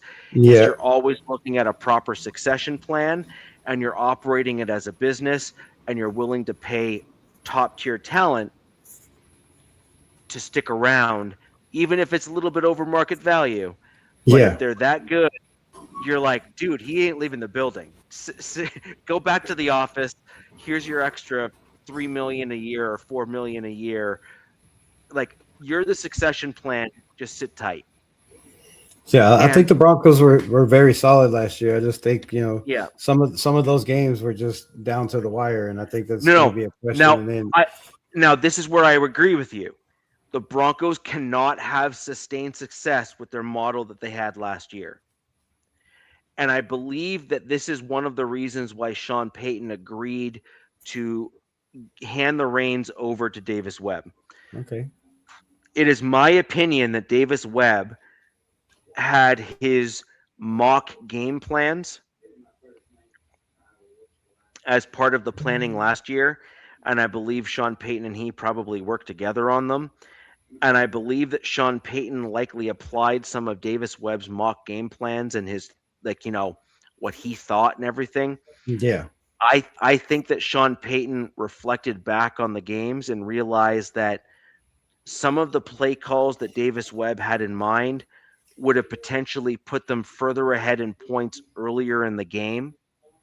And that would have changed the trajectory at the game level, at the game planning level and whatnot. So you remember the Broncos back when we were in our kind of 2013, 2014, 2015 Super Bowl runs, where we had like Von Miller in his prime, and we had the other defensive players that were there. And we were a legit dangerous team at that point in time, kind of in the NFL history.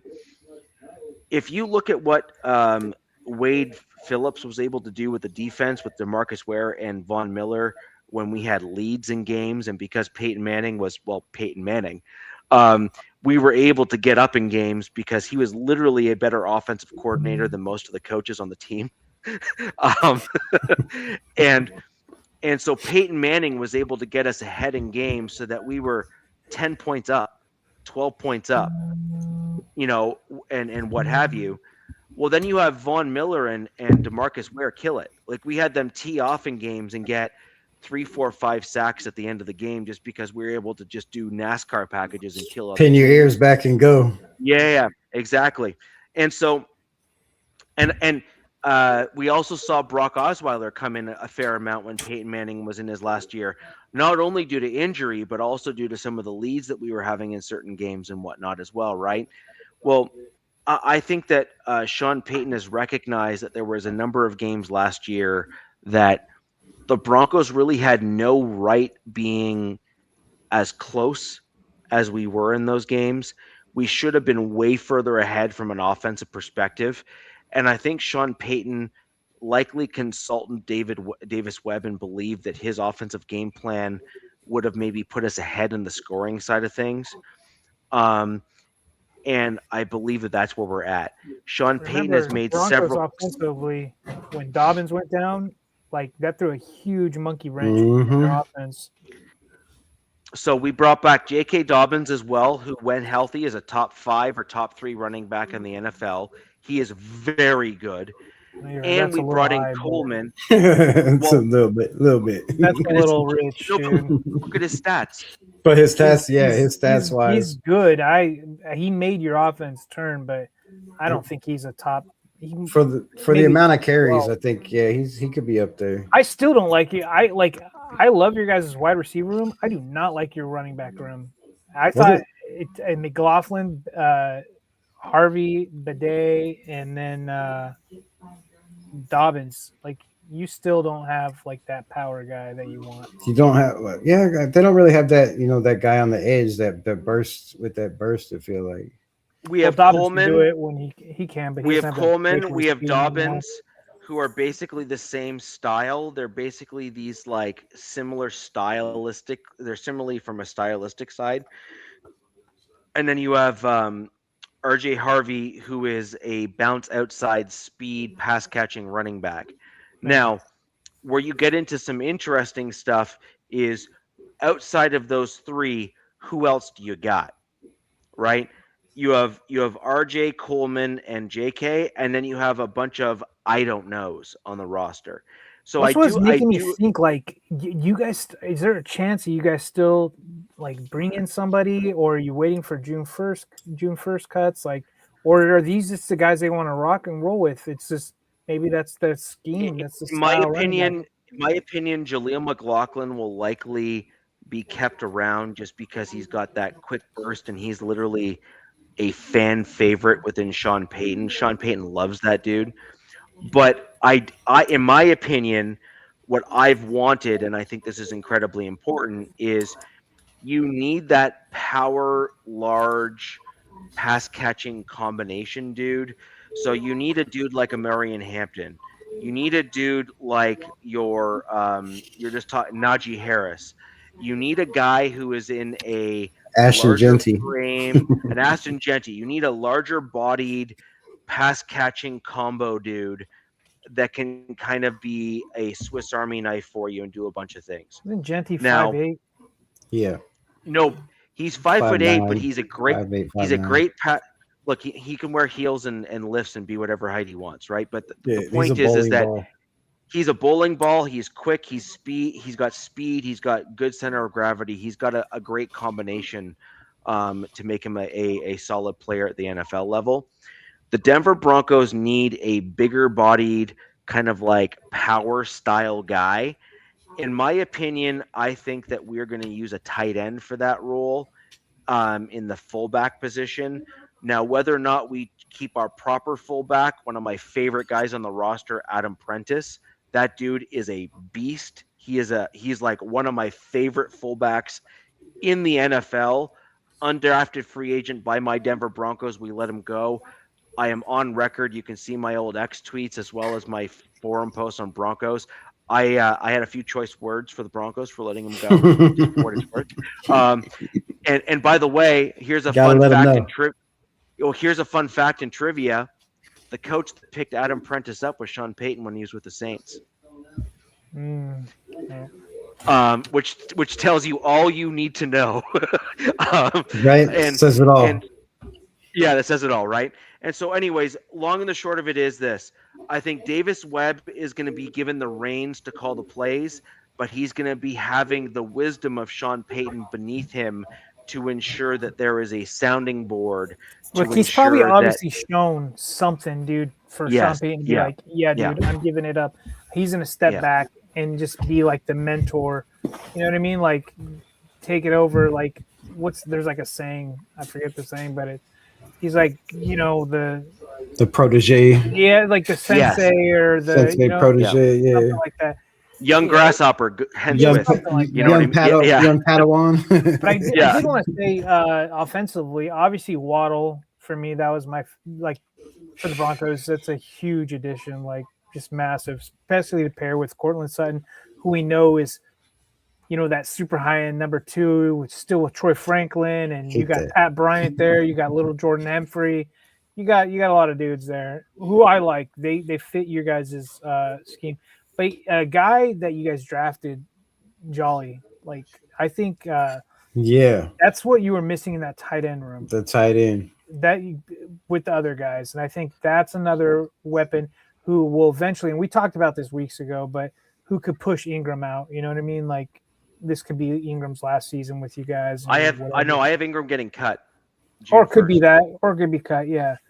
But that might be tough because since he's such a rookie. But those are the two guys weapon-wise, pretty high on for the Broncos. I think those make a lot of sense. Good weapons, good stuff. Another guy that I want you guys, Rebel, I don't think you hear the last 2 shows, but I did bring him up the last show. Just a guy that is an interesting dude that most other teams would not pay attention to.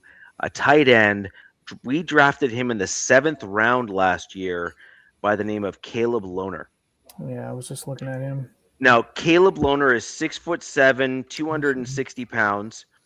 He is a former basketball player, convert to tight end. He's a freaking tackle. He's a massive dude. Like, he is a large human being. And he was basically redshirted last year. He was kept on our practice squad. Now, here's the kicker. This is hilarious. I just found out this year. We were never told this in Broncos country. It never got leaked until this year. The defense, as in Vance Joseph, used Caleb Lohner in multiple practices because of his athleticism, as an edge rusher, as one of the scout team players, because the dude was so fast and so physical that they needed a scout team guy to play on the edge and kind of play like the defensive role. And he did so well in terms of leveling up his physicality on the when he was on the practice squad last year. Yeah. I found this out as well. He had 3 different teams try to pull him away, and he refused all 3 teams because he felt that the Broncos were a better fit for him. Okay. And as a result of his loyalty to the team, Sean Payton, in the last game of the season, elevated him and gave him a game check. Nice. So he's a dude that I think a lot of other teams they're not going to pay attention because they just don't think much of him because he's just kind of like, a 7th round throwaway. But he has 4 touchdowns in college on 4 receptions. So he has a perfect 100% red zone. Can't beat that. No. And so he's just a guy that I think a lot of other NFL teams, fanalists, etc., just don't know a lot about. He's come into the rookie mini camp, like he had guys just like ranting about how much of a step he's taken forward. He's a big-bodied, large wingspan, red zone physical threat. And one of the things that he worked on, DZ, just your comments on Jolly kind of brought it up for me. Caleb Lohner, his number 1 off-season piece that he worked on, number 1 was physicality. Okay. He said, I want to get more physical, I want to make more contested catches, and I want people to recognize the fact that I'm a force on the field. 6'7" and physical is scary. It's just scary. I just want my tight ends to catch the ball. That's all I care about. And so catch the ball. He's got massive hands because of his basketball background. That obviously was a prerequisite for him. He's got huge wingspan because of his height. He's just a tall dude. And I think that he's going to be a guy that, DZ, your point is Evan Ingram did not do a whole lot.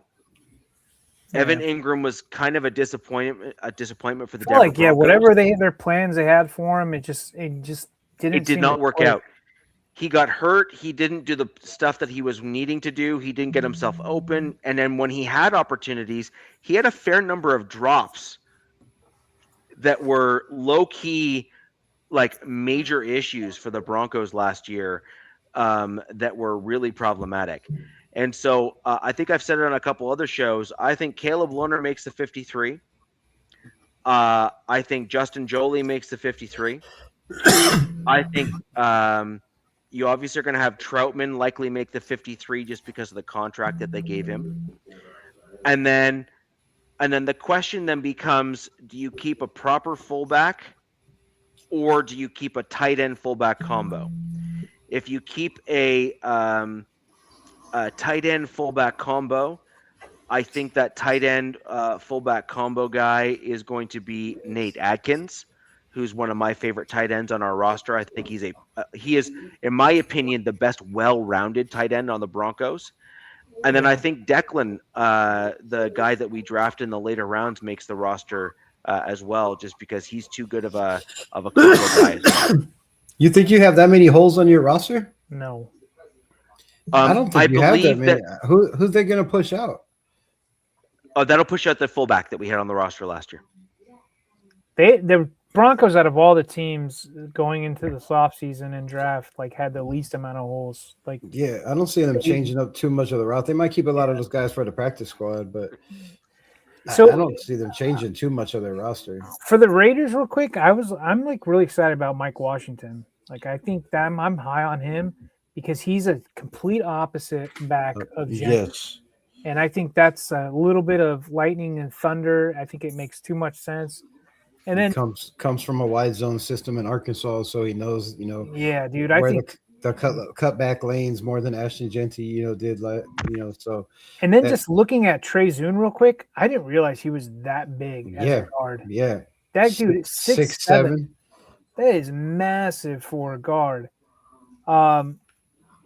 He played tackle most of his career, I do believe. I don't think he played any guard. So they're projecting him to move inside, in college. Though? Yeah. So I think he played a couple games at center, and then something happened and he had to move over, I believe, for left guard, and he played like 3,000 snaps in his career at left tackle, not left guard. Sorry, at left tackle. So he's never really played the guard position. He's saying with his confidence and his alpha attitude that, yeah, I can play every position on this roster. And they're like, okay, you're going to play every position on this roster then. So they've been moving him around. They'll probably have him move all around. They're going to rotate him in and out everywhere. Yeah, so his athleticism, his RAS scores were off the charts for as big as he is. So the guy moves well. He has. That's another thing. I'm glad you brought up the RAS score. A lot of the guys that the Chargers with this regime they're all in the high. Like, I think somebody did it, and I don't know if I bookmarked it. All our O linemen are in the 9s. Yeah, that's all up in the 9s. Like, that's how I think we just drafted RAS scores. This is somebody said in the Raiders. They're like, man, do we just go out and draft, the best, the highest RAS scores? Because that's now, what not all the like time does that come to fruition, because we had a fullback guy who had almost like a 10. And he didn't make it, but you got to have the mentality and the knowledge. Yeah, you got to have it between the ears. You can't just be all athleticism. But yeah, Mike Washington, is where we got him in the 4th round. I had him as my 3rd best running back in this draft, and I only put him at 3rd because I was trying not to be biased because I'm a Razorback fan. So I had him at 2nd, right? I feel like the Hemby connection makes sense, obviously, to Mendoza, but I don't think he can. I got Mike Washington, but it's a good room. Now I do see, like somebody said, I know we got to wrap this up earlier. They're like, why would you bring in a vet? And I guess it kind of, if you're bringing in a vet fullback, Genty's already got a year under his belt. I guess those 2 rookies. So you're going to usually probably have 3 running backs and a fullback in a room, right, to make the 53. Yeah. So I could see those guys. And then you got Lobby's going on his third or fourth year, which he'll. So who's not going to be the guy? There's going to be an odd man out, right? Yeah. So it's we're there. Some people are saying we keep three and a fullback. Some people are saying 4 and a fullback. I just don't see. You can do 4 if it's a heavy run game. Yeah, if you keep that fullback as one of your tight ends, which I could see him doing that because we have Carter running and Ian Thomas, and he can push one of those guys out. I hope it's not. So it's going to be Carter running. Bowers, Mayer, and then you said Ian Thomas. I think Ian Thomas and then Carter Runyon are those guys, but I feel like Carter Runyon is a better blocker.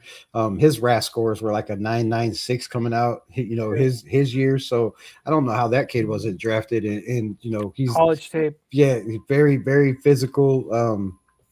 Can catch the ball. Reminds me kind of a Michael Mayer type. So that's like the problem with like tight ends, and like I was kind of getting at this. What is like if you have certain running backs or tight ends on the field, and the defense goes like, dude, that guy's a damn good blocker, but I know he can't catch for shit. Like right? they kind of like it pigeonholes these guys. So like that's why you're saying like I don't know how that guy didn't get blocked, but maybe he is not he has like very few pass attempts or catch attempts or stuff like that. Yeah, so I could maybe more of a blocker in college, but I could see a scenario where they maybe they do keep 4 running backs and keep Hemby and Lobby and just have Lobby as that, not the running back, but a guy could because he plays special teams, offense and defensive wise. So yeah, I mean, do you think Lobby could be odd man out with this new regime? I feel like he's the odd man out, but from what I'm hearing, a lot of people are saying that Lobby makes it over Roman Hemby, which to me is crazy because Roman Hemby's he's an athletic back that can do it all. He can block. He can catch out of the backfield. NFL, man. I mean, he can he can do it all. And I think Labe is fighting for his life because he was the kick returner last year. He was that second guy. 6 foot 210, dude. Like great size.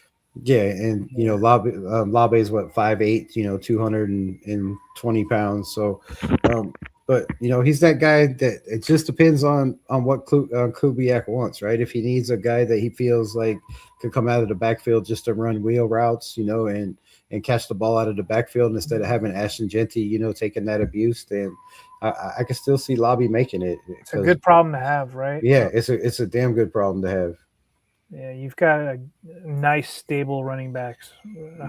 I mean, we have competition at the offensive line, at the running back room, at the quarterback room, defensive line. We have nothing but speed in the backfield at safety now and corners. So there's competition throughout this roster for the first time in, I want to say a good five years. There's competition, and they're gonna have a hard time keeping 53. Really, it's gonna be where some guys that have probably been here for a minute, and guys get hurt. So there's gonna be some of that. I think some players on this roster of guys that may have been here 3-4 years. And dude, we already lost a UDFA guy that I was like, oh hell yeah, I got a guy from Florida State because Florida State is DBU in my opinion. Yeah, and I was like, he was a UDFA guy, cornerback. I'm like, yes, I love cornerbacks. You can never have enough cornerbacks on a team. Right. Boom, already like, I'm out. God bless. I'm like, I see him in a boot. I'm following him on Instagram. I'm like, man, my life, dude. Yeah, I hate that. I hate that for these young kids, especially the UDFAs trying to. And this was like weeks ago too. So one of their I'm like, how the F did that happen? Yeah, we had that problem with JPJ when he had a concussion in rookie minicamp. Like they had a helmet on his shorts. How you get a concussion? Like how physical can you be playing to get a concussion? And shower or something. Yeah, he missed. He missed most of his the first couple games of his rookie season because of a concussion and most of training camp. So. I don't understand how you get concussion and with no pads or anything on. So that doesn't make no sense. But man, I hate to hear that for those guys, that are out there struggling to try to make a roster shot and get injured, and could be it.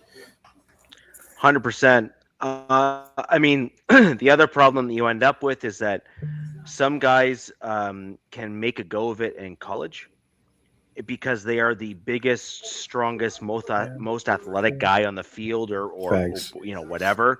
And then they get to the NFL and they're like, it's now like me, and I'm like average. Like I'm not even like the best anymore. I Right. am like average at this point. And you see like Baker Mayfield, I think, is a great example of that at the NFL level. If we're gonna Yeah. kind of be honest, like Mayfield was one of the faster, kind of more elusive dudes at the quarterback position. He was able to make throws and kind of like scramble around and do his thing. He went to Cleveland and be like, "Oh, I did this at college. Don't worry, I got it. Hold my beer." And he's like, wait, like, what do you mean that 330-pound dude can outrun me? I don't understand. Right. He's not supposed to catch me. He was not. It's like, did you see the size of the guy that just caught up to me? I don't get it. Like, and you had the angle. Yeah. And so it was, that's a very, very common thing, unfortunately, where you see a lot of guys get humbled. Now, to Baker's credit, though, he has since matured and improved, and good on him. He is now excelling at the NFL level, but so many dudes in his position just don't have the ability to humble themselves and understand that it is such a problem at the NFL level. Well, and so when you pay guys, good on him, when you pay guys $7 million, a season in college, like how do you expect somebody to come into the NFL humbled? You know what I mean? Like, it's just it's a huge problem. Like, you can't give a 17-year-old, 16-year-old, 17, 18-year-old kid $3 million a season and then ask him to come to the NFL and act like his shit don't stink. Right? It's just 100%, 100%. And a lot of it comes down to if they were pumped up too much in their high school and college teams. It comes down a lot, I think, to parenting with the parents in their lives and stuff like that, kind of giving them some realistic expectations of what they can expect when they get to the NFL level. And frankly, I think a lot of these kids, and I call them kids just because they're like, they're not that old when they're coming out of college anymore in many cases. A lot of them are not self-reflecting in terms of going to the NFL and seeing what these NFL players can actually do. And then saying, oh, okay, now I get it. You know what I mean? And I think that more of these college guys need to humble themselves a little bit, get out of their own way, and start to realize that even if you are a first-round draft pick, you still have like a 50% bust rate. Like, you are not making it past it's bad. So, speaking of draft picks, real quick, I just noticed that my team still has 2 unsigned rookies. Do you guys know if you guys are all signed up? We have 3. Okay, because Mesidor for me and Brendan Thompson are unsigned still. Yeah, we have. Yeah, we got a few on our team too. We have cool. Mendoza, Gerard McCoy, and Karan Crawford. Okay. McCoy is actually fighting over some injury language right now in his contract. I know that. But, I'm sure he's going to want as much guaranteed as he can get, and I feel like the Raiders are going to give it to him just because they know the situation. Right? You could play 1 year, you could play 2 years, you could play 5. If you could get that guy to play, like, if he's got like 3 years in him, whatever those rumors are, like, why not, dude? If he's got 3 elite years, rock and roll. You're going to pay him in the entirety of his rookie contract less than you will pay him when you re-sign him to his second contract if he balls out, or even close to balls out. So the whole point here is, look, eliminate the injury guarantees. Worst case scenario, you pay out the remainder of his rookie deal. It's not that bad. And if you get 1 or 2 years that are amazing out of him, awesome. If not, you tried. Yeah. And I think that's a reasonable approach given an organization that's trying to like build on the upward trajectory. In addition to that, if he doesn't get hurt and kills it, he will remember the fact that you didn't make his life difficult when he came out of college from the injury stuff, and he'll give you a little bit extra as Right. you're trying to re-sign him on the Little second deal. little little discount. Yeah, I definitely agree with that. Definitely agree with that. Yeah. So And guys, go ahead. go ahead. No, Go ahead. I was gonna say, in the McCoy situation, if he reminds me of the Raiders. They drafted a guy, I do believe, in Todd Gurley, who had the same situation, the same injury, right, where he had a bone plug in his knee, and they didn't know if he was going to play. Right, high draft pick, had gone through the same things. They kind of set up Melvin a rotation. Gordon. Yeah, so he ended up playing 5 years in the NFL, and was damn good for what? And damn years. Good, right? Damn good. Yeah. So if McCoy can, if you can get 3-4 years out of it, his last year was a rough watch. Because dude, he's got money. He's probably set his family up if he was smart about it, and he's got wealth. Like he can take care of his family. He probably doesn't have to work the rest of his life. You know what I mean? Yeah. So if they can get this guaranteed, why not, dude? I'm all for it, man. It's not for long. Yeah. Facts. Yeah.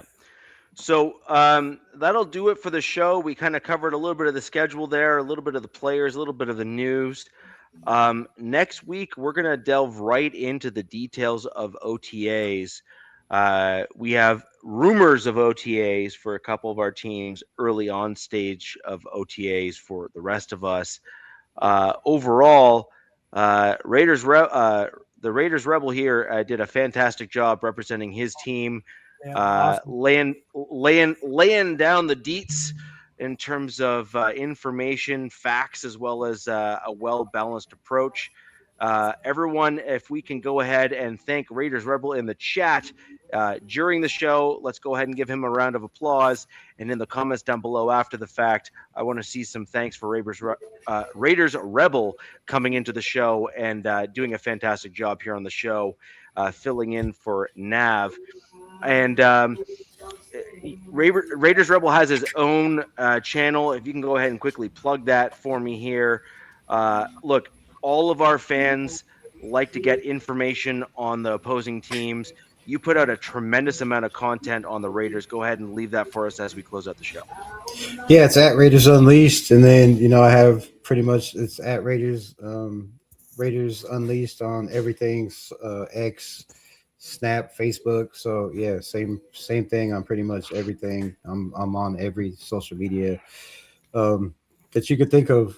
Just added Rumble. Is it Rumble? I think Rumble's the bomb, man. I love it. Yeah, so I just added that to the so go over there and subscribe. I need 5 subscribers, so I just started it today to go live. So if you can go over there and subscribe to the channel over there, I'd appreciate it, and we can start going live on that as well. Oh, it's Raiders Rebel for X. Yeah, Raiders Rebel _ for X. Appreciate that, Fader Raider. What would I do without you? Gotta have true fans. Appreciate it. So again, I want to thank everyone for joining the show. Love the comments here. Down below in the description, you will find all of our channels.